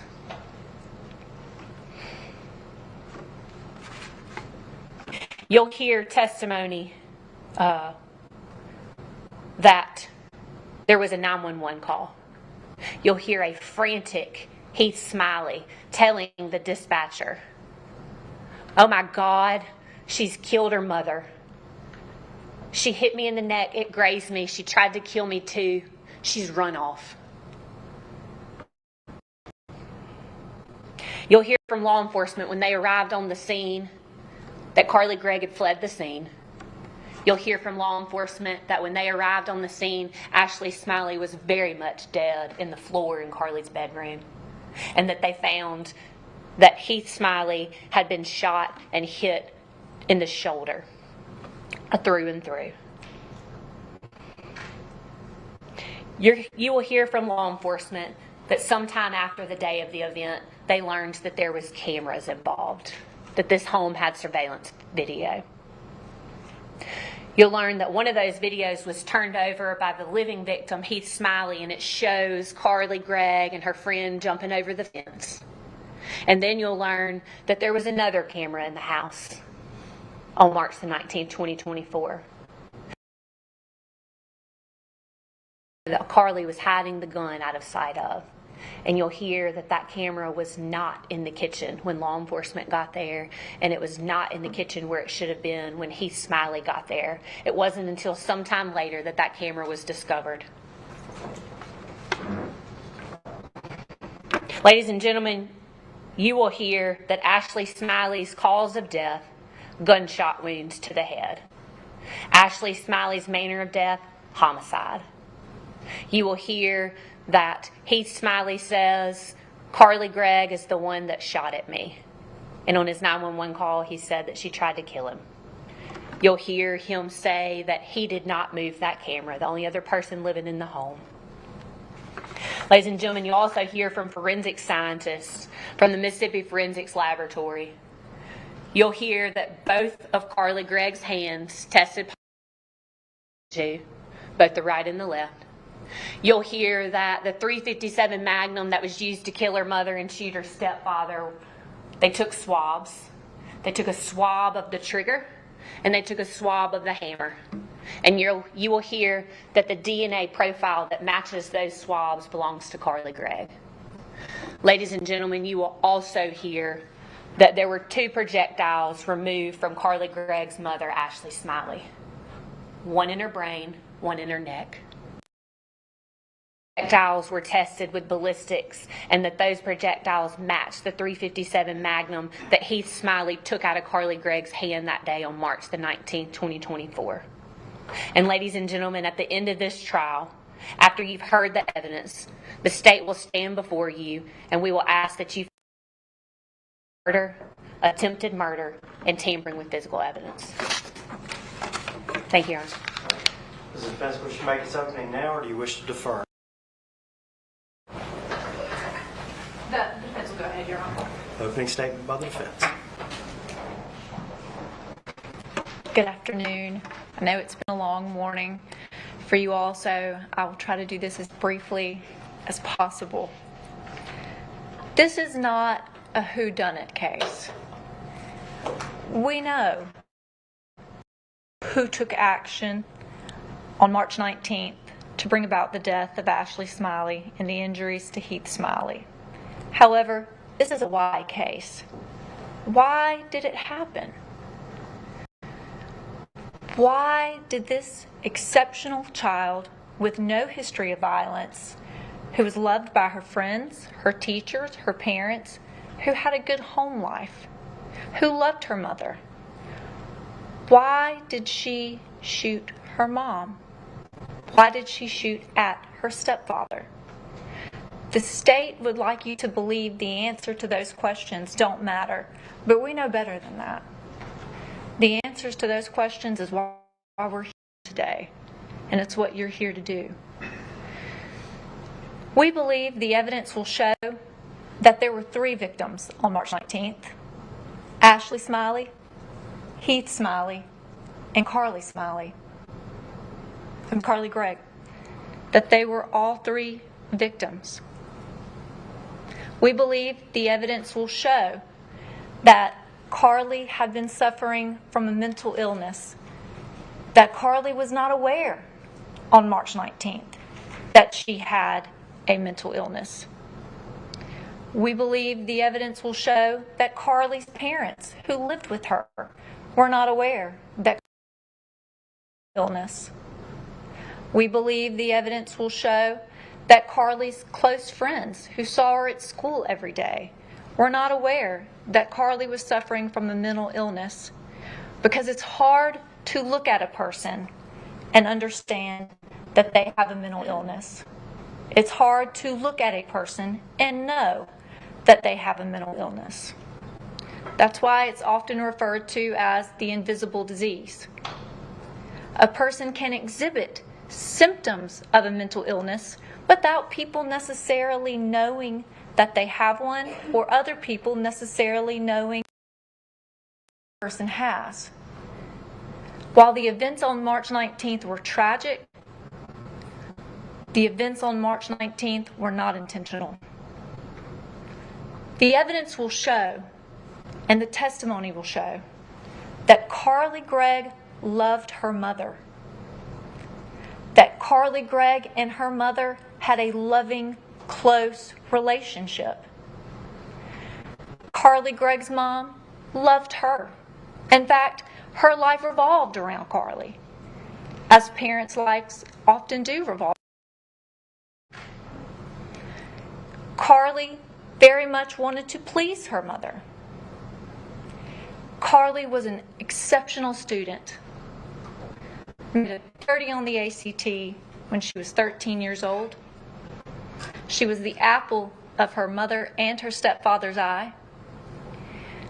And you will understand by the conclusion of this hearing why Carly's stepfather is standing behind her.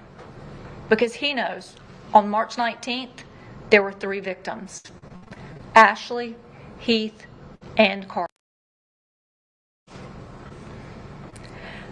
The state will ask you to take your good judgment, to take your common sense, and to put it in a bucket, to put the lid on the bucket, and to toss the bucket out of this courtroom. We implore you not to do that, to retain your common sense, to retain your good judgment, and to make sure that you are listening to the evidence as it's presented, because it doesn't matter how many witnesses the state puts on, their story is filled with inconsistencies because they're not telling the whole story.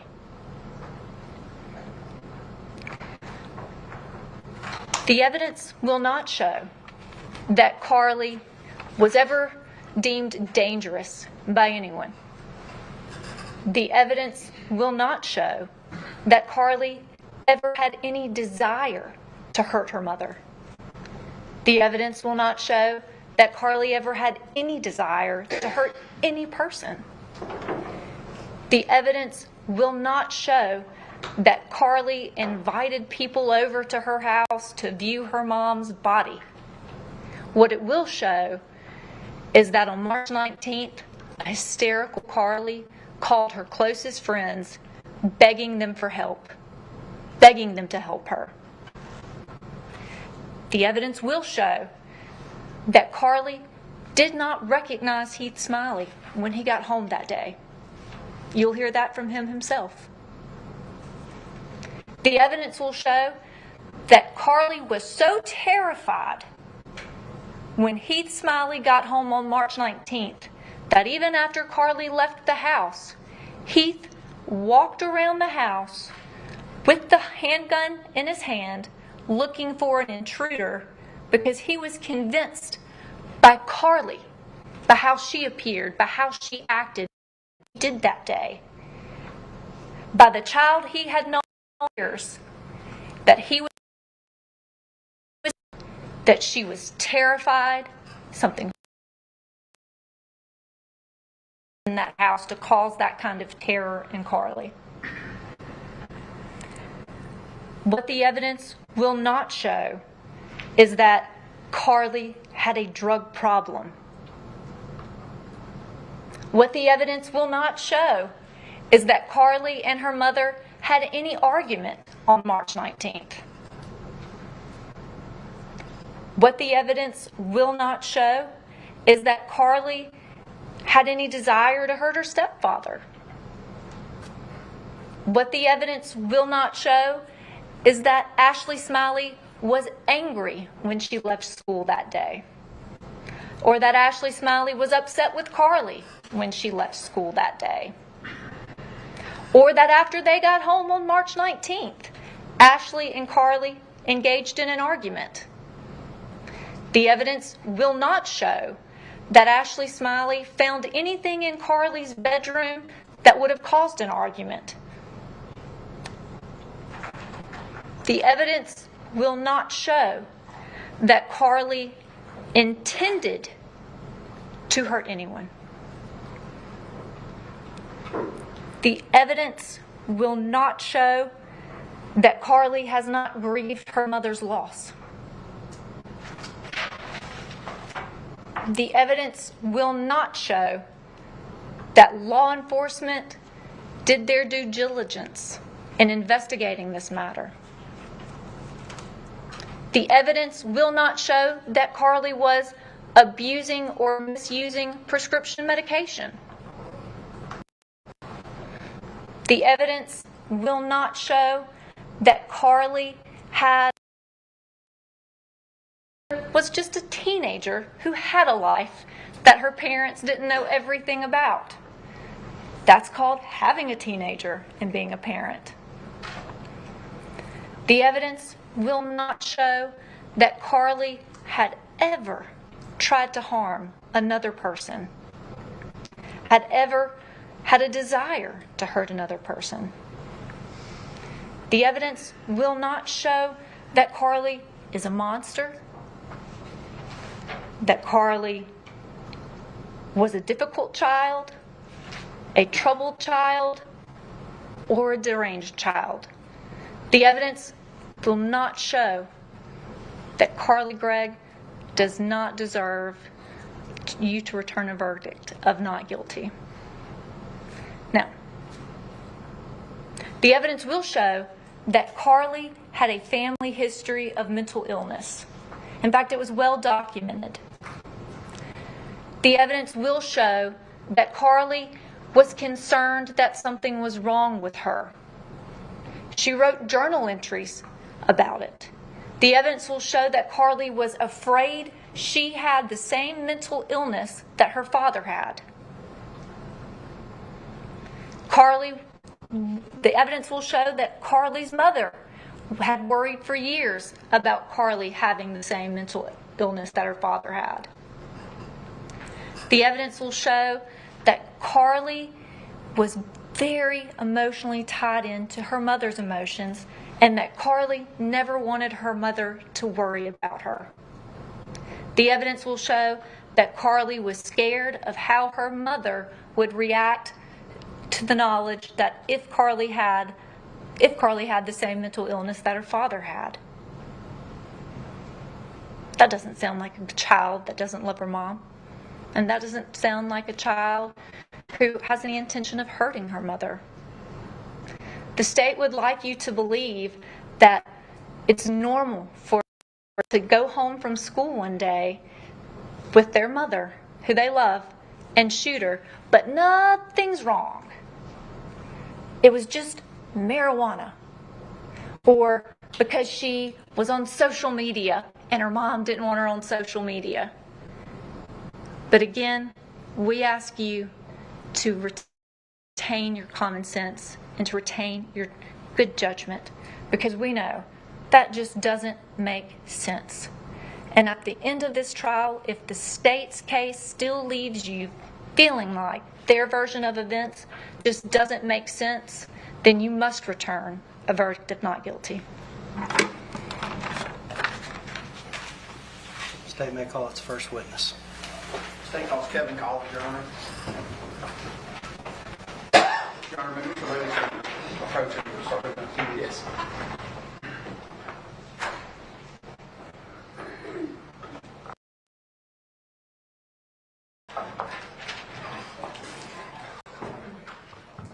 Yeah, my foot went all the way down.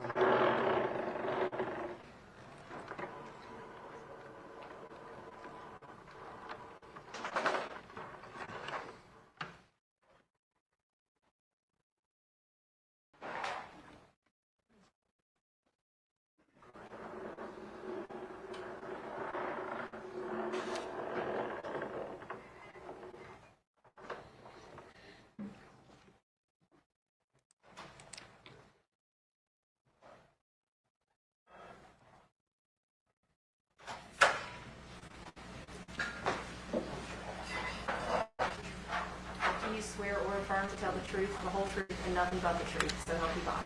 I do.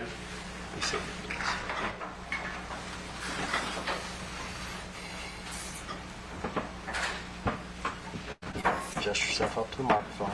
Yes. Do you understand that you're now under oath and your answers to be sworn answer?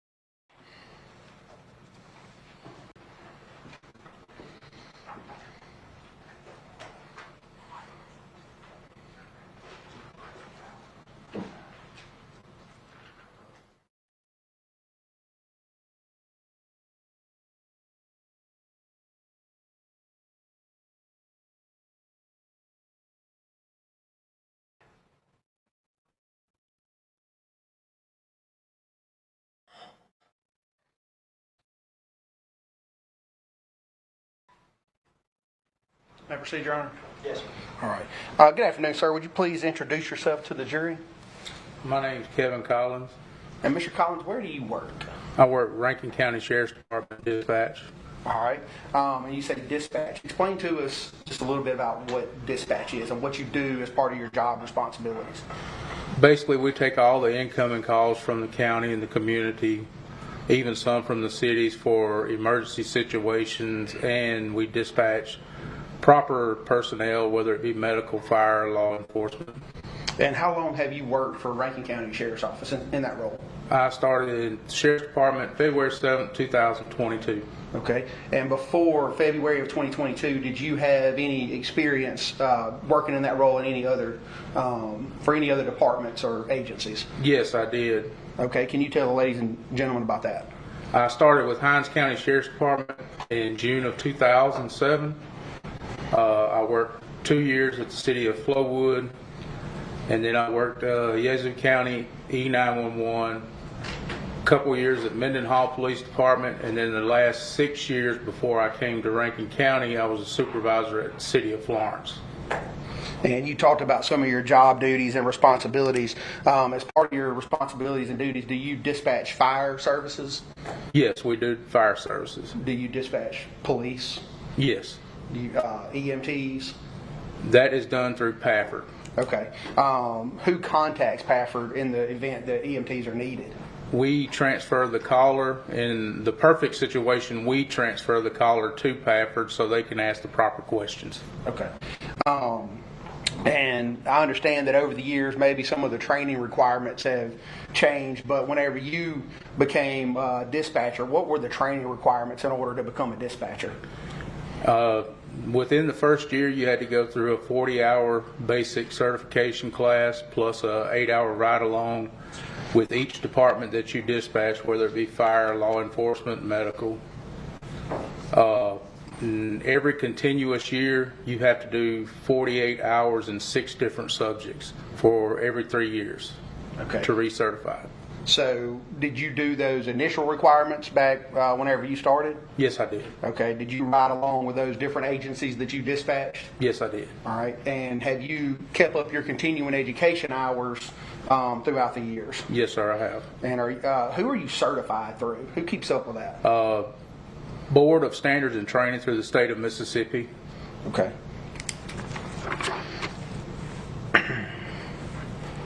You said you worked at Rankin County since February of 2022, is that correct? Yes, sir. Okay. Do you guys work in shifts, or how does your schedule work? We do. My shift is 7 a.m. to 7 p.m. and we do a 3-2 split, which is like 1 week we'll work Monday, Tuesday, and then the Friday, Saturday, and Sunday, and then the next week we will work Wednesday and Thursday. And it just alternates the following weeks. Okay. How many dispatchers work at a time for Rankin County? There's 4 of us at a time on duty. And how do you guys handle calls that come in to, say, 911? If it's an emergency situation, then, you know, we've got this thing where we'll snap our fingers and somebody else will pick up on the call. That way one of us can get all the information we can while the other one's dispatching it out. So is it possible that more than one person can be listening to the call at the same time? Yes. Okay. I want to take you back to March 19th of this year, March 19th, 2024. Were you employed as a dispatcher with Rankin County at that time? Yes, I was. And that was as a dispatcher? Yes, sir. Okay. Were you working that day? Yes, I was.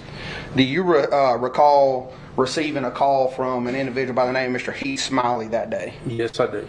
And what was the reason for Mr. Smiley calling 911? He called because he had been shot. At first he said he had grazed the neck.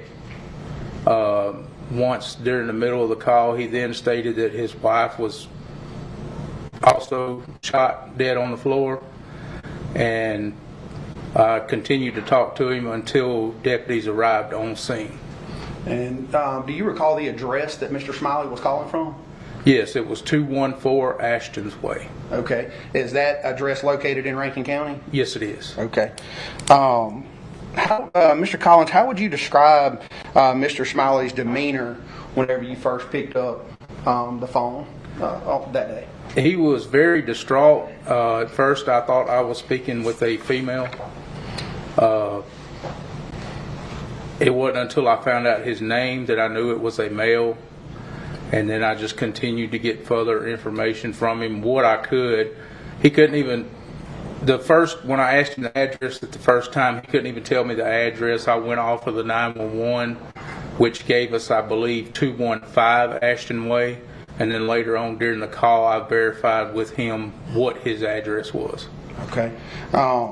And you mentioned that Mr. Smiley stated that he was grazed and that his wife was dead. Did he tell you anything else?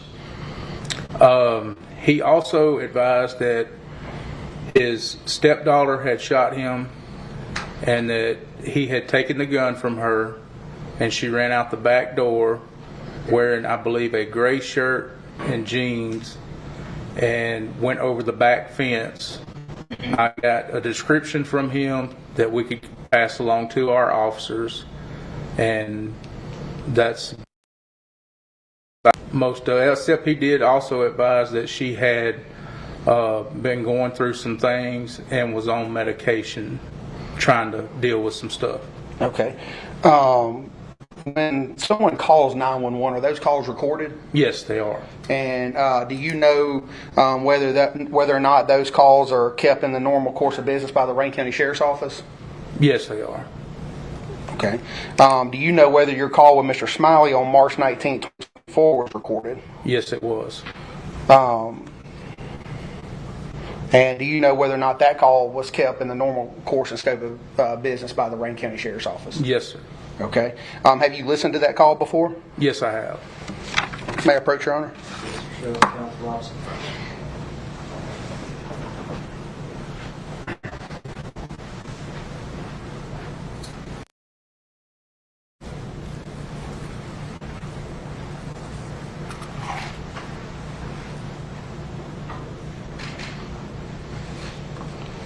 Mr. Collins, I handed you an item. Do you recognize that?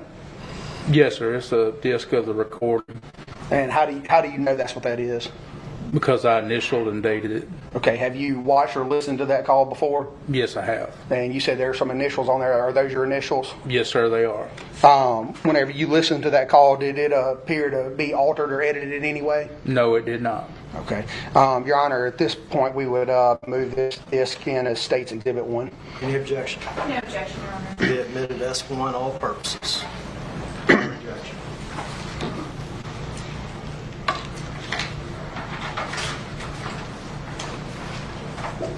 May I retrieve the disc, Your Honor? Yes, sir.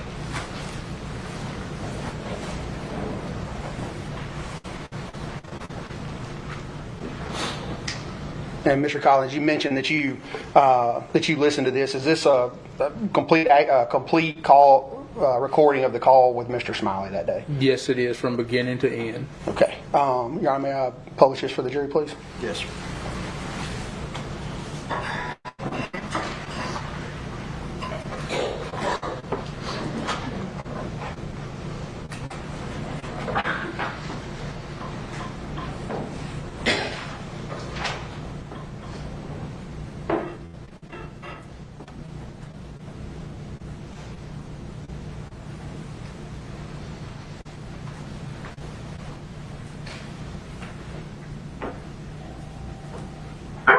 What's the location of your emergency?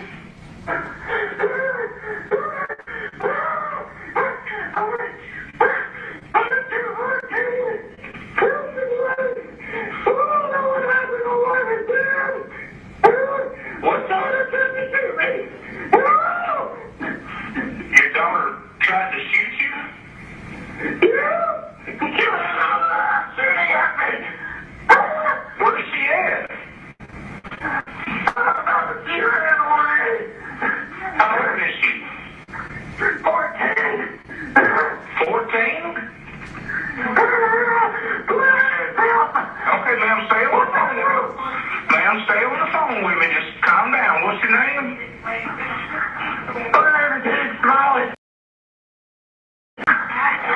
Okay, calm down for me. Give me your name again. Heath Smiley.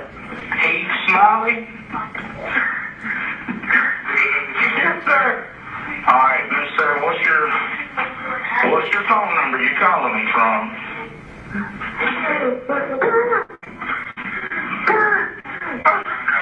Did she hit you?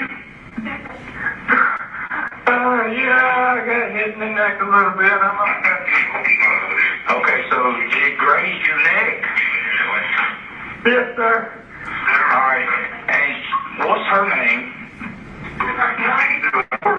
Carly Gregg. Carly Gregg? You still have a gun on her? She ran. You took it from her and she ran? Yes, sir. She was screaming something at me I couldn't understand. I locked the door. She's out.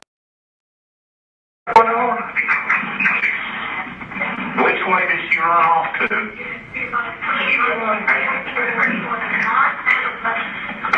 She ran into the backyard and went over a fence. Ran into the backyard and went over your fence? Yeah. What is she wearing? T-shirt, gray shirt and some jeans. Gray shirt and jeans? About how tall is she? 5'2". About 5'2"? What color hair? brownish, brownish, just short hair. The back door, she opened fire on me. I was just screaming.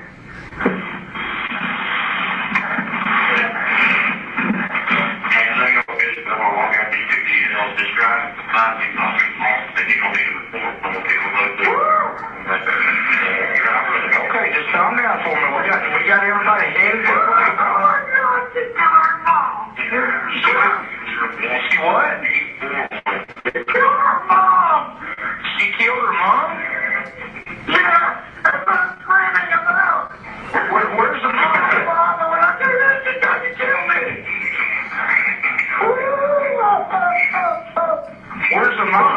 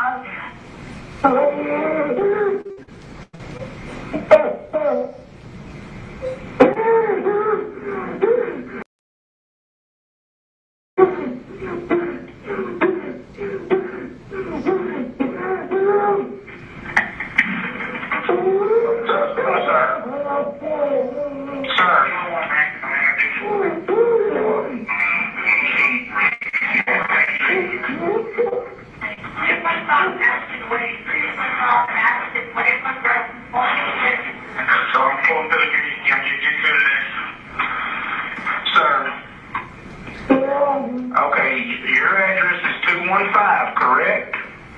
214. 214. His address is 214. Okay, sir. Where's your wife? She's dead on the floor of my stepdaughter's room.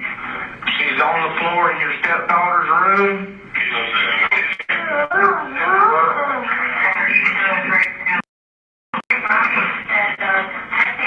What's your wife's name? Ashley Smiley. Ashley Smiley?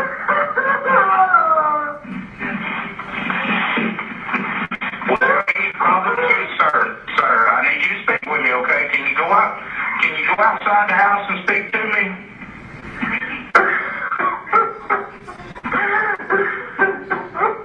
Okay.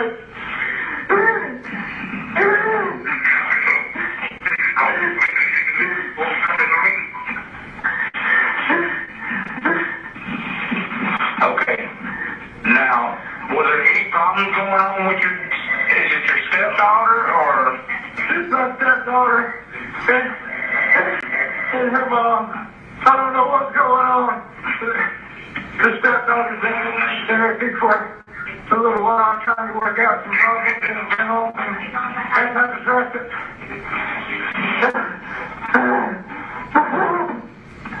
Okay, and you say your wife has been shot?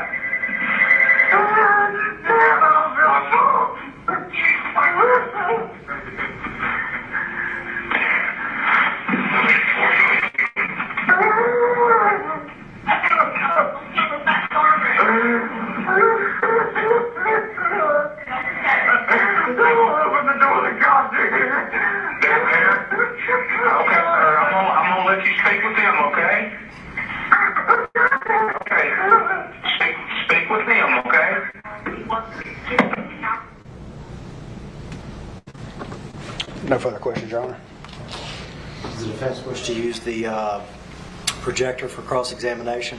The defense has no cross-examination for this witness, Your Honor. All right. You may step down, sir. Are you going to use that with your next witness? Yes, sir. Before we go to the next witness, any jurors need a restroom break? All right. State may call its next witness. State calls Deputy Hunter Lewis, Your Honor.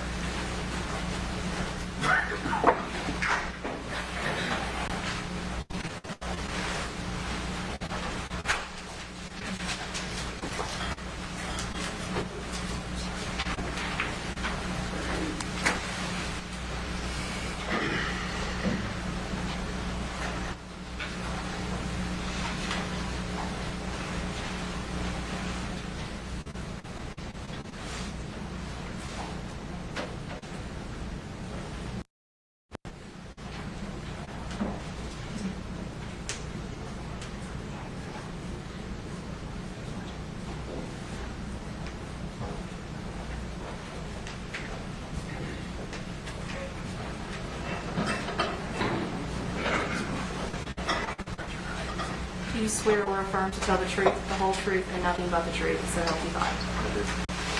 Have a seat. Just yourself up to the microphone.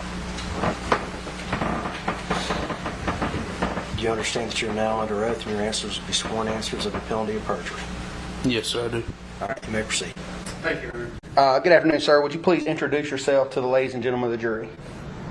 Hunter Lewis, All right, Hunter, and where do you work? Rankin County Sheriff's Office. All right, and what role do you work at the sheriff's office? Patrol. All right, and as a patrol deputy at Rankin County, what do you do on a daily basis? I answer 911 calls and assist the public when they call for assistance. Okay. How long have you been in law enforcement? Anywhere other than Rankin County, or have you been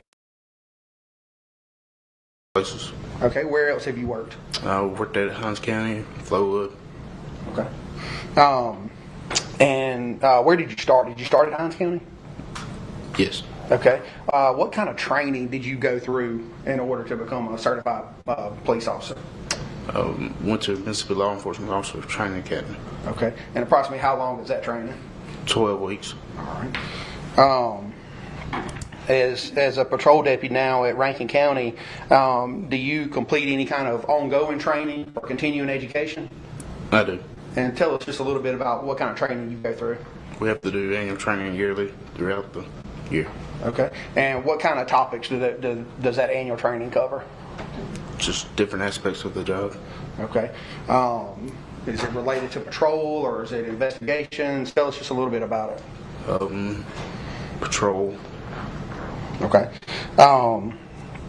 Now, I want to take you back to March of this year, specifically March 19th, 2024. Were you employed as a patrol deputy at Rankin County on March 19th, 2024? Yes, sir, I was. All right. Do you recall receiving a call for service at 214 Ashton Way? Yes, sir, I do. Okay. Is that in a subdivision or where is that? It is. What subdivision is that? It's in Farmington Station, Norfolk. Okay. Is that in Rankin County? Yes, sir, it is. All right. Did you respond to 214 Ashton Way? Yes, sir, I did. Whenever you arrived at 214 Ashton Way on March 19, 2024, were there any other law enforcement personnel there whenever you arrived? No, sir. So were you the first one there? Yes, sir, that's correct. Whenever you arrived on scene that day on March 19th at 214 Ashton Way, just tell the ladies and gentlemen of the jury what you observed whenever you got there. When I arrived, the door was locked, but I could hear somebody screaming and highly upset on the inside of the house. Okay. Did you later find out who was inside the house? Yes, sir, I did. Who was that? That's Heath Smiley. At any point, did Mr. Smiley come outside or tell us what happened next? Yes, I knocked on the door several times, announced who I was, and then he opened the door. Can you describe Mr. Smiley's demeanor that you personally observed? He was hysterical, highly upset, crying. Whenever he came out, tell us what happened next. He fell to the ground on the porch just outside the front door once, and then I asked him where his wife was. He said that she was inside on the floor. What information, I'm sorry to interrupt you, Deputy Lewis, what information, if any, had you been provided by dispatch? Just advised that there had been 2 people shot inside the residence. Okay, so you stated that Mr. Smiley came outside, and you spoke to him briefly. Then what happened next? After I spoke to him, I went inside to check on the other party. Bedroom. Okay, and then did you do anything to Miss Smiley whenever you encountered her inside? I did. I initially checked for a pulse, and I couldn't feel the pulse, so I lifted the towel to see what kind of see what had happened, and that's when I noticed she had been shot in the face. Okay, you mentioned a towel. Tell us. We haven't heard that before, so tell us what are you talking about? You to the bedroom. She was laying flat on her back with her arms crossed with a towel over her face. How were her arms crossed, if you recall? Across the top of her chest. Okay. And did you later confirm the identity of the female inside? I did. And who was that? Ashley Smiley. Okay. After checking Miss Smiley's pulse, what did you do then? Then went back outside. I radio dispatched and asked them to have medicals come on in, and went back outside to where Mr. Smiley. Whenever you got back outside, were there any other law enforcement officers there at that time? There. Okay, and who was that? Deputy Dustin Smith. Okay. And once you returned back outside and encountered Mr. Smiley again on the front porch, what happened after that? He told me who had shot him and gave me a description of what she was wearing. And who did he tell you shot him? His step. By her name? Carly Gregg. Okay. And what did he tell you she was wearing? She was wearing. I can't recall exactly what he has told me. And then after that, what did you do next with that information? Radioed to the units that was responding. Did Mr. Smiley ever say anything about a gun or anything like that? He did. Okay. Tell us about that. He advised that the gun that was used was laying on the counter and there was one live round in the cylinder. Did he say what type of gun it was? 357. Okay. And then what did you do after that, if anything? I let the other officers know about the weapon and then had the crime scene taped off. Okay. And so how long did you stay out there that day? Until took possession of Miss Smiley. Okay. And after, at some point, did investigators get there? What happened with that? When they arrived on scene, they started taking photographs and processing the scene. Okay. Now, Deputy Lewis, as a patrol deputy with Rankin County, do you wear a body-worn camera? Yes, sir, I do. And tell us, when do you activate your camera? Anytime dealing with the public. Okay. On March 19th, 2024, whenever you responded to 214 Ashland Way, were you wearing body-worn camera that day? Yes, sir, I was. And did your body-worn camera, in fact, record what happened whenever you arrived there on the scene? Yes, sir, it did. Do you know whether that body-worn camera footage is kept by the Rankin County Sheriff's Office? Yes, sir, it is. Since March 19th, 2024, have you reviewed that footage? Yes, sir, I have. Okay.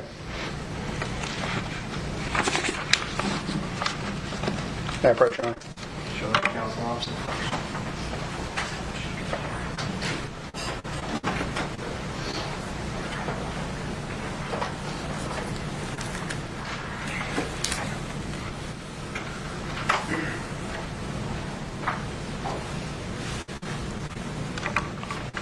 Deputy Lewis, I handed you an object. Do you recognize that?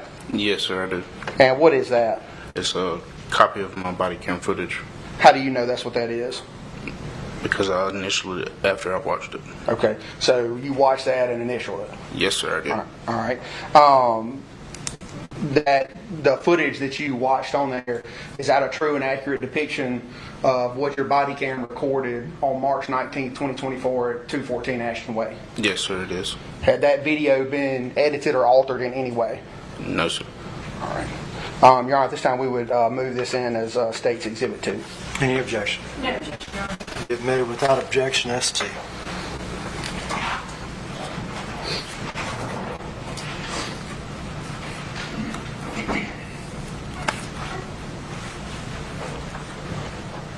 And Your Honor, I would ask for permission to post this to the jury.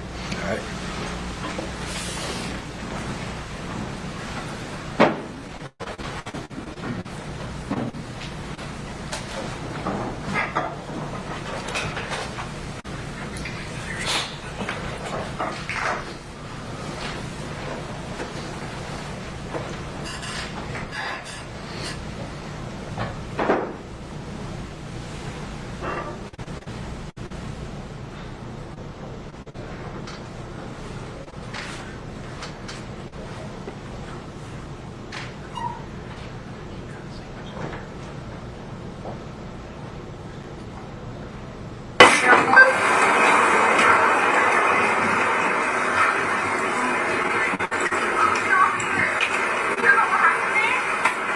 Y'all go back inside.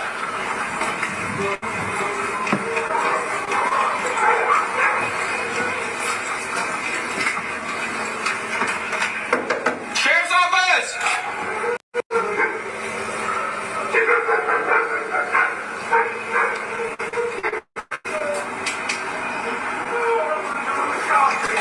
Sheriff's office! Hey, come outside for a minute. Hey, come here. Hey, where's your wife at, bud? Where's your wife at? She's dead on the floor in that room.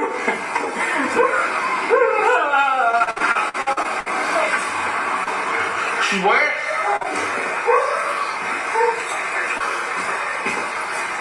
Sheriff's office!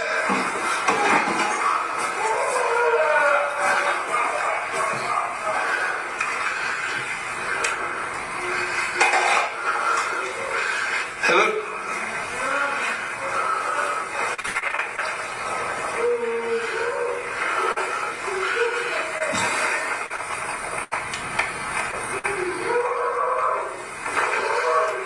That's I need medical here.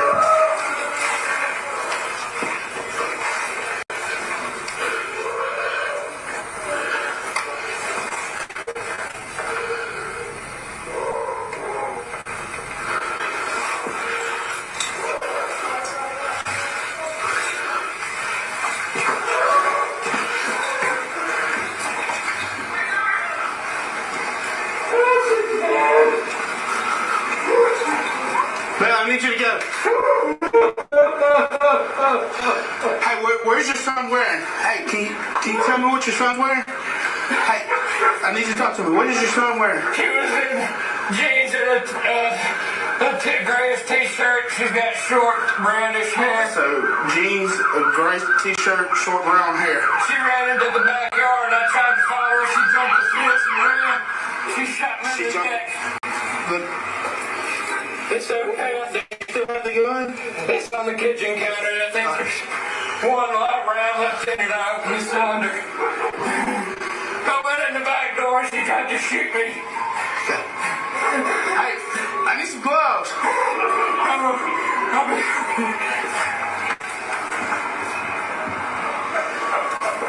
Hey, he's saying that she ran towards Magnolia Place. Are you sure?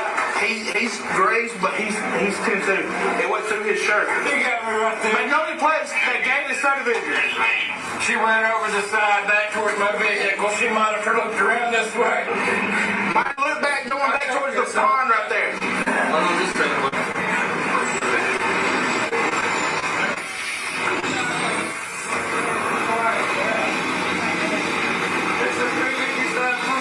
Hey, she does not have the firearm. The firearm is here at the house. Hey, he's been grazed, but he's 10-2.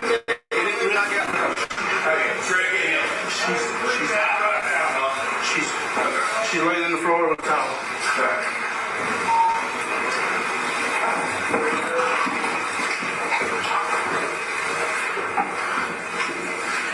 She's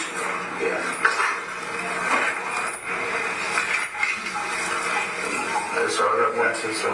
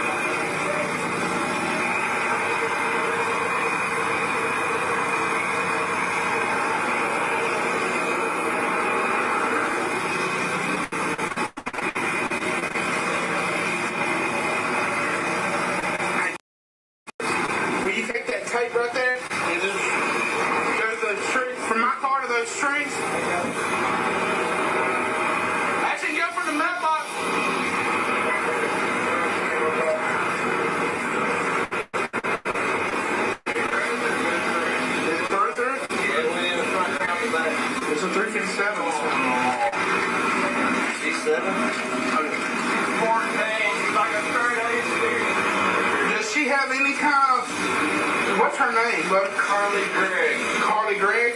How old is she? 14. She'll be 15 next month.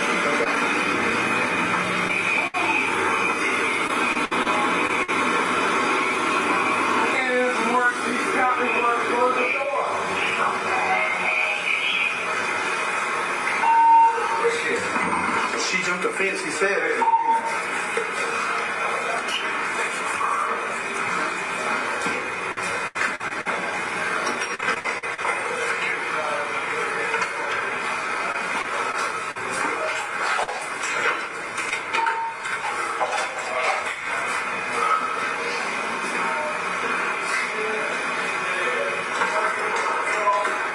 She didn't go out the back door.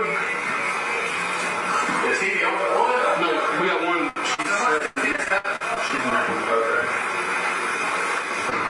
The back door is locked. She did not go out the back door.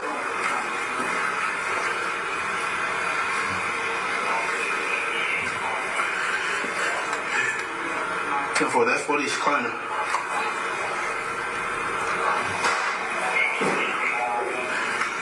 Gray shirt, blue jeans, short brown hair.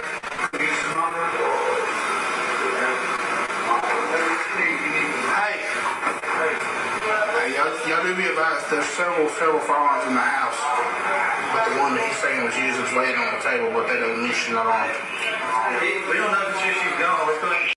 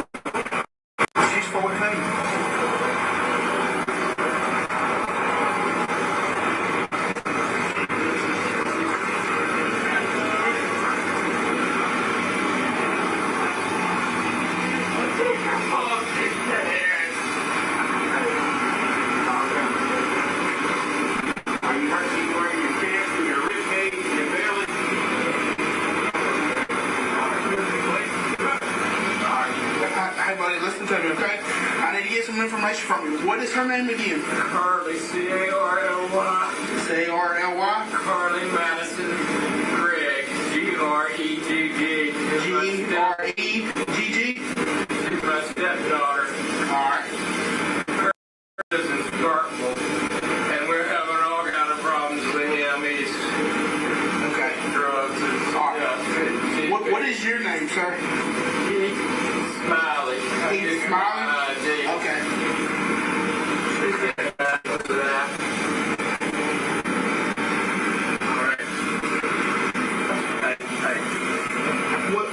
What's your wife's number? Name? Have you called her? Have you called her?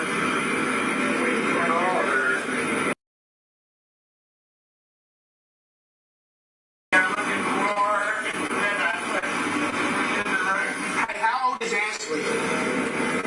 How's your wife? 40. 40?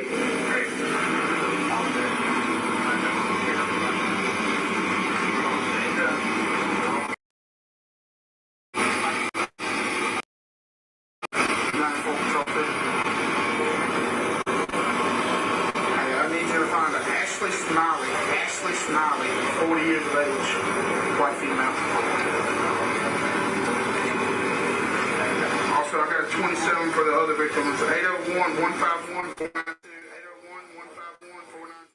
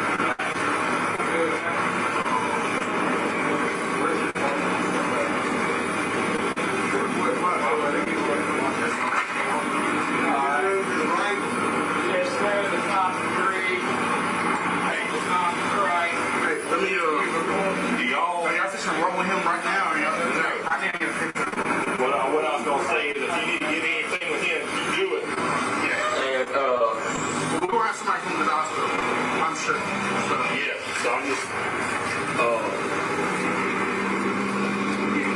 follow me. This is wife, this is his wife. That's her. Mom. That's his wife. You can actually, you call his wife. I was trying to. Okay, all right.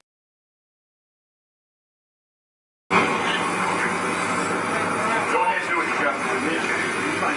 Hey, so he's got a, no, I mean, I'm getting information good. It's a through and through. Shoulder. That's right now. This is him. She's Ashley Smiley. She's 40 years old. And then the one we're looking for is Carly Gregg. She's 14. Okay. They've been having issues with her and the dad. Because it's a stepdaughter. Okay. But they're fixing, hey, we need on him. I said we'll probably send somebody up there with him. Yeah. What do you say, Baptist? Baptist? Yeah, I'm saying.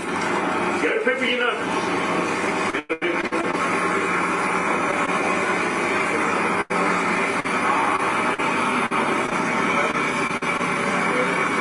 I'm sorry about that. No, you're fine. That's why I was trying to just like. So you're gonna want to see?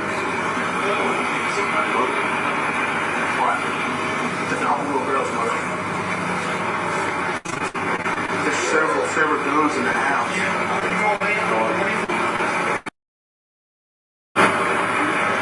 I need a crime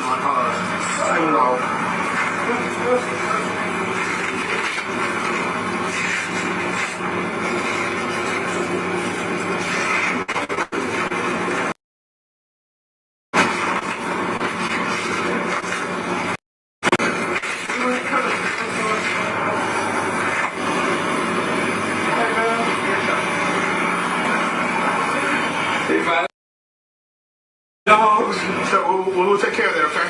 Even better than we'll take care of that, okay?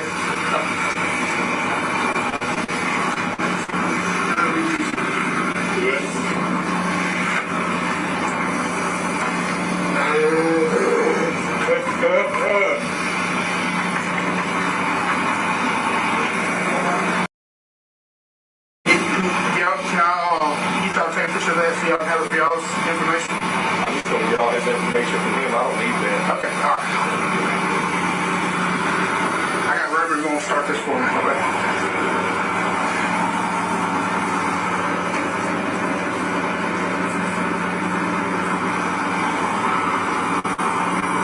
What's his name? Burnell. Tyler Burnell. Okay. I thought I recognized him. He's ex-Pearl. Yeah, Pearl and Flowwood, all of them. They've been everywhere.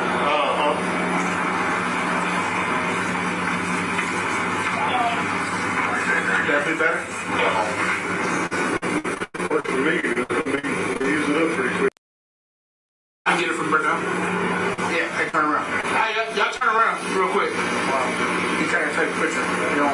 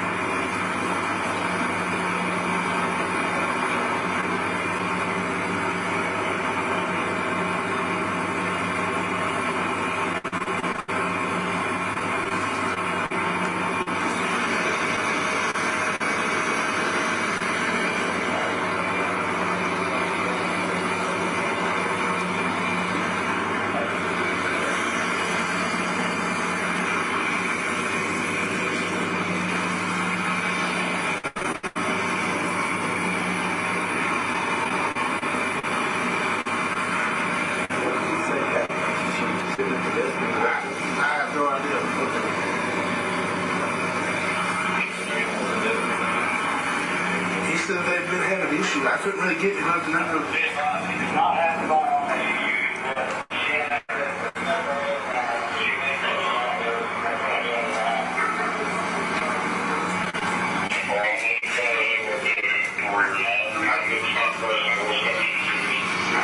I didn't really get much from him because he's so, you know, all he told me is she took, huh? Yeah, all he kept telling me was she ran out the back door, but the back door is deadbolt. What's the easiest way? He probably did kind of either things to try to keep from coming back. Did he say the wife's name was Ashley? Ashley? Yeah. Who needs it? Ashley Smiley. Ashley Smiley. She was back there. Hey, Tyler, the gun that's used is right there on the counter in the kitchen. No. Nobody? No. They're still alive? Yeah. My dad's kid? Dad saw who, she's in here. No, I'm doing the juvenile on the other side waiting for her. What? Oh, that's what. You guys got his aspect too? Yeah, I got it. Sweet. Figure out where the fuck she's going. Now this is kind of. Hey, there's a bunch of gun cases and stuff laying right there. That closet slam full of guns. So we know she may still have access to them. She's in there, Doug.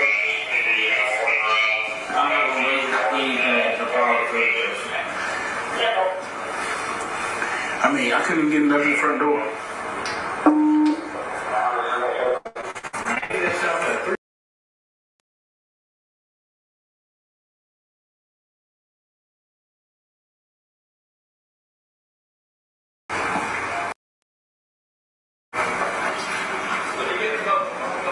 He was explaining something to me about the father, because he's stepdad too.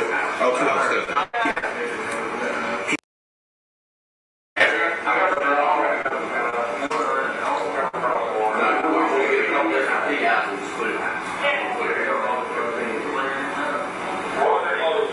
Tell him me and Dustin's already cleared the house. Me and Dustin's already cleared the house. Me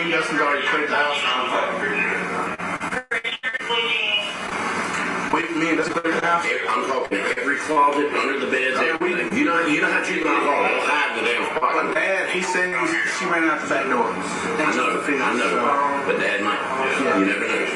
I want to go through the house and I want to very politely. I want to look under beds. I want to look in closets, behind clothes. Let's make sure she's not in this house before we exhaust a whole lot of it. You know how juvenile hall is. Did y'all? Me and Dustin walked through and cleared the house, but I mean, did you look under beds? we didn't go that far. We looked in closets and stuff like that. Hey, come in here. Yeah, I quickly cleared it, but I didn't. Yeah, let's hit all of it.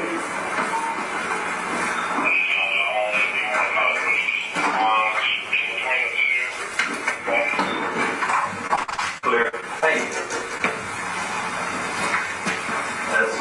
That's mom. Yeah.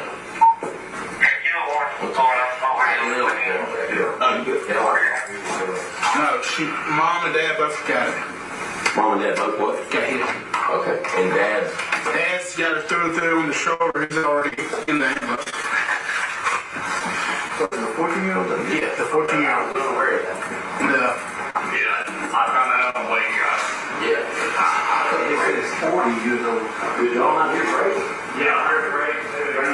No, it's 14. I'm go out and ride. Who froze up? You guys said he was trying to get me? Yeah, well, she texted me. no. Where was the other guy? Who was that? The one that I was just talking to? Maxie. Okay. Yeah. That's it for me on.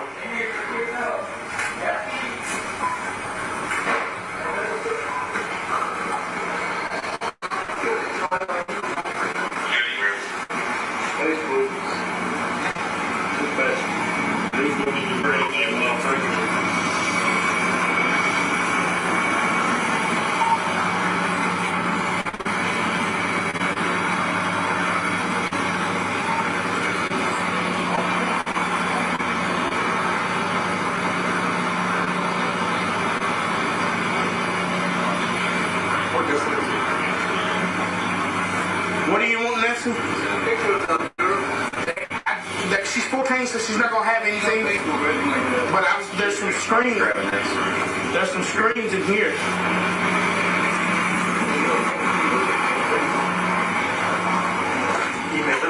You see, there's some. This thing right here is doing some pictures.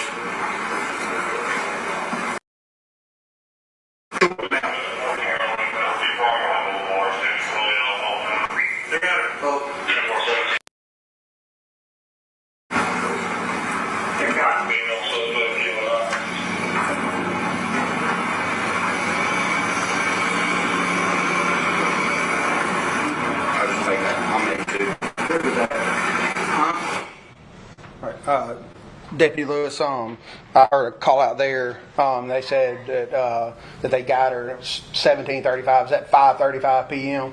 Yes, sir, it is. Okay. And what did you know about whether or not custody at that time? I'm sorry, say that again? What did they mean whenever they said that they took her into custody at 17:35? They took her into custody at 5:35.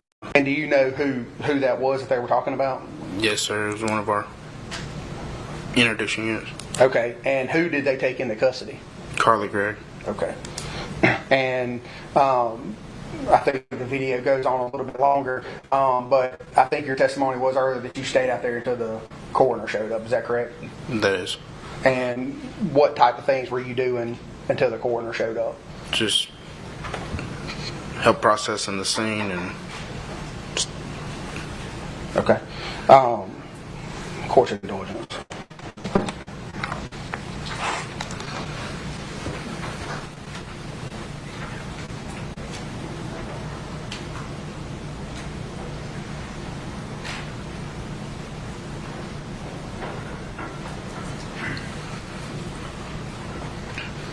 Two more brief questions, Deputy Lewis. I heard you use two, I guess in the police world, what they call 10 codes on there. And I think you said one was 10-2 and one was 10-7. Can you explain to the ladies and gentlemen of the jury what that means? 10-2 means okay and 10-7 means deceased. Okay. And who were you referring to as 10-2 in the video? He's Smiley.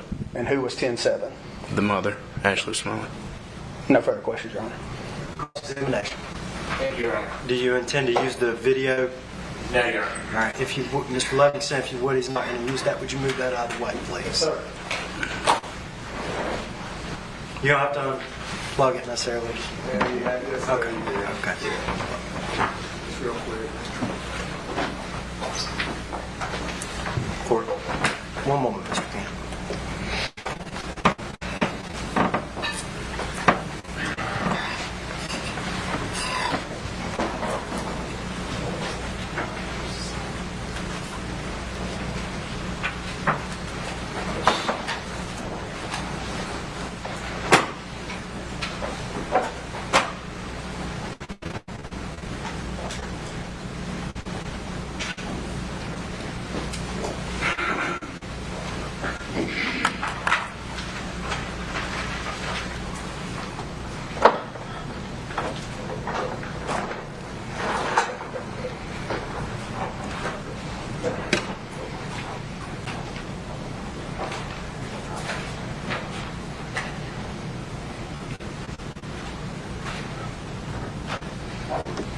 Cross-examination. Thank you, Your Honor.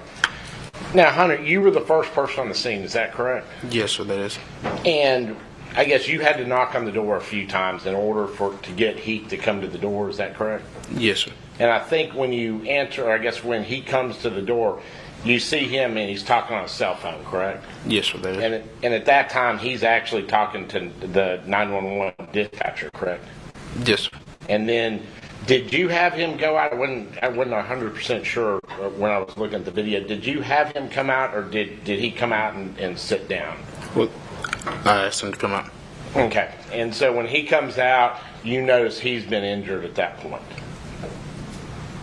Or did you, I think you asked him if he was injured, or you were able to ascertain that he was injured, right? Yes, sir. And then you had him sit down, is that correct? Correct. Did that because you're looking out for his safety, and if somebody's been injured, you don't want them walking around and possibly fainting and doing things like that. Is that correct? Yes, sir. So you were having him or sit down, try to calm down, because at this point you're trying to get some information from him about what happened, correct? Yes, sir. And I noticed you ask him what happened. He's telling you that I guess somebody had shot him. Is that correct? Say that again, sir. You were asking what happened, and he said somebody had shot him. Is that correct? I don't recall that, sir. Okay. He didn't tell you somebody had shot him? Didn't you ask him what happened, and he said that his stepdaughter had shot him? Yes, sir. Okay. And I think it took you a couple times because you had asked, what does your son look like?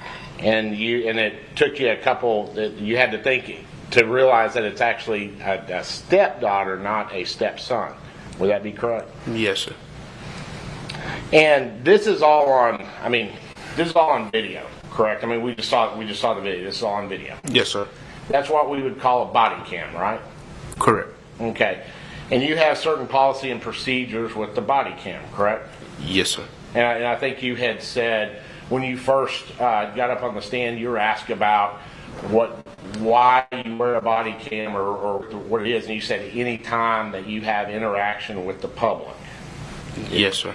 And it's for your safety, and it's also for the safety of the I guess the public, correct? Yes, sir. And you have certain policies that say as long as you're out there, you can't turn that body cam off, correct? Yes, sir. And that's a Rankin County Sheriff Department policy, right? Yes, sir. And that's I guess if you're wearing a body cam, you are, I guess, and you're with the Sheriff Department, everybody follows the same procedures. Yes, sir. May I beg the court's indulgence?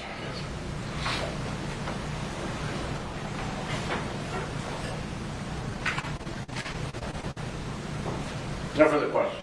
Where you're at.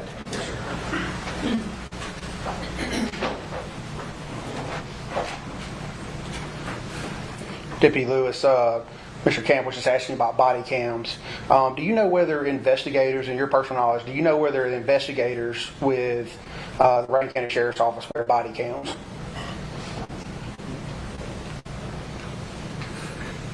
I don't know that, sir. Okay. And the gentleman who showed up out there with the white shirt on, who was that? Investigator Burnell. Okay. Of course it does. Nothing further, Your Honor. May this witness be excused by the state? Yes. By the defense? Yes, Your Honor. All right, you can stand down. I'll approach real quick.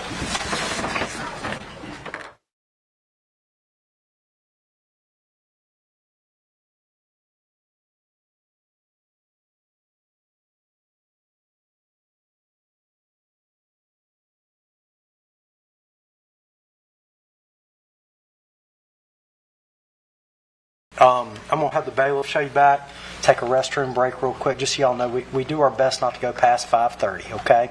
While you're back there, you'll need to go on ahead and start talking among yourselves about a very important topic, lunch tomorrow, okay? You have two options. And do not sleep on the first option, okay? The jail is serving pork chops tomorrow, okay? And I don't mind telling you, I'm going to eat a pork chop tomorrow, okay? If you don't want the pork chop, we have a very limited menu available from Nukes, okay? I'm going to hand these to the bailiff when he takes you back there. Go on ahead and use the restroom, but we need to make a decision tonight about lunch tomorrow. Just for your knowledge, we're going to work through, okay? The lawyers are on their own for food, but the court will feed y'all, okay? So y'all go ahead and start having that discussion among yourselves about tomorrow. Use this time for a restroom break. Everyone remain seated while the jury exits.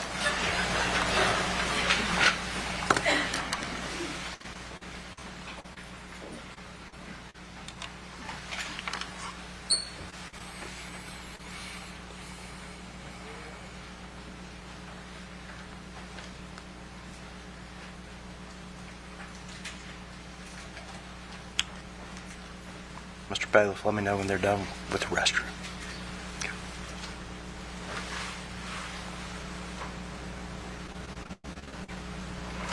All right, everyone else will be in, it's 4:20, we'll be in recess till 4:30. State, go ahead and get your next witness in on the front row.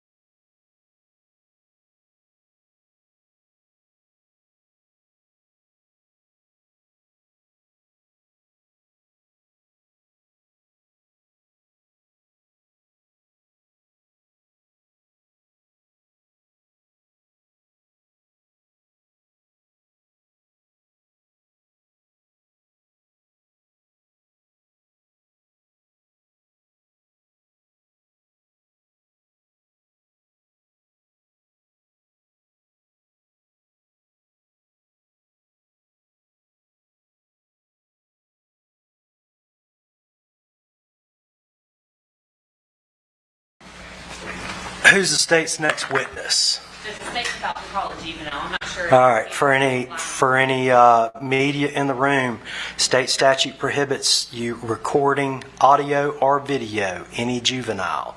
And this court's prior order was that any juveniles to be referred to in the press by initials. So, Mr. Cameraman, turn off the camera. You're done. You're good.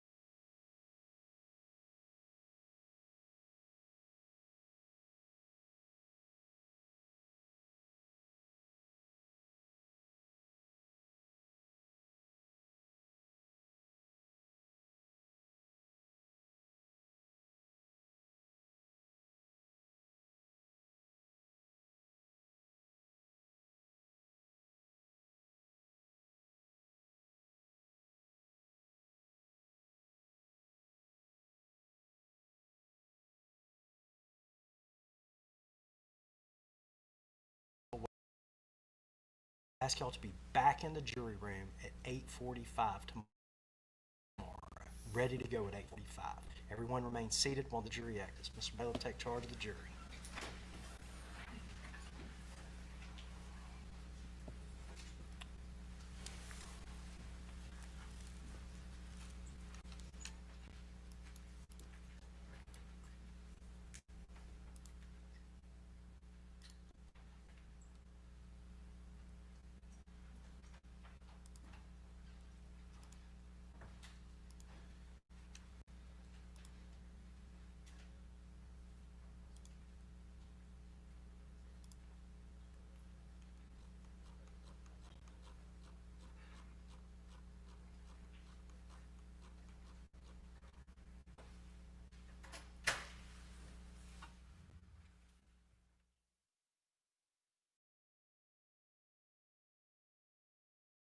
All right, I'm going to ask with the jury to be back at 8:45 tomorrow.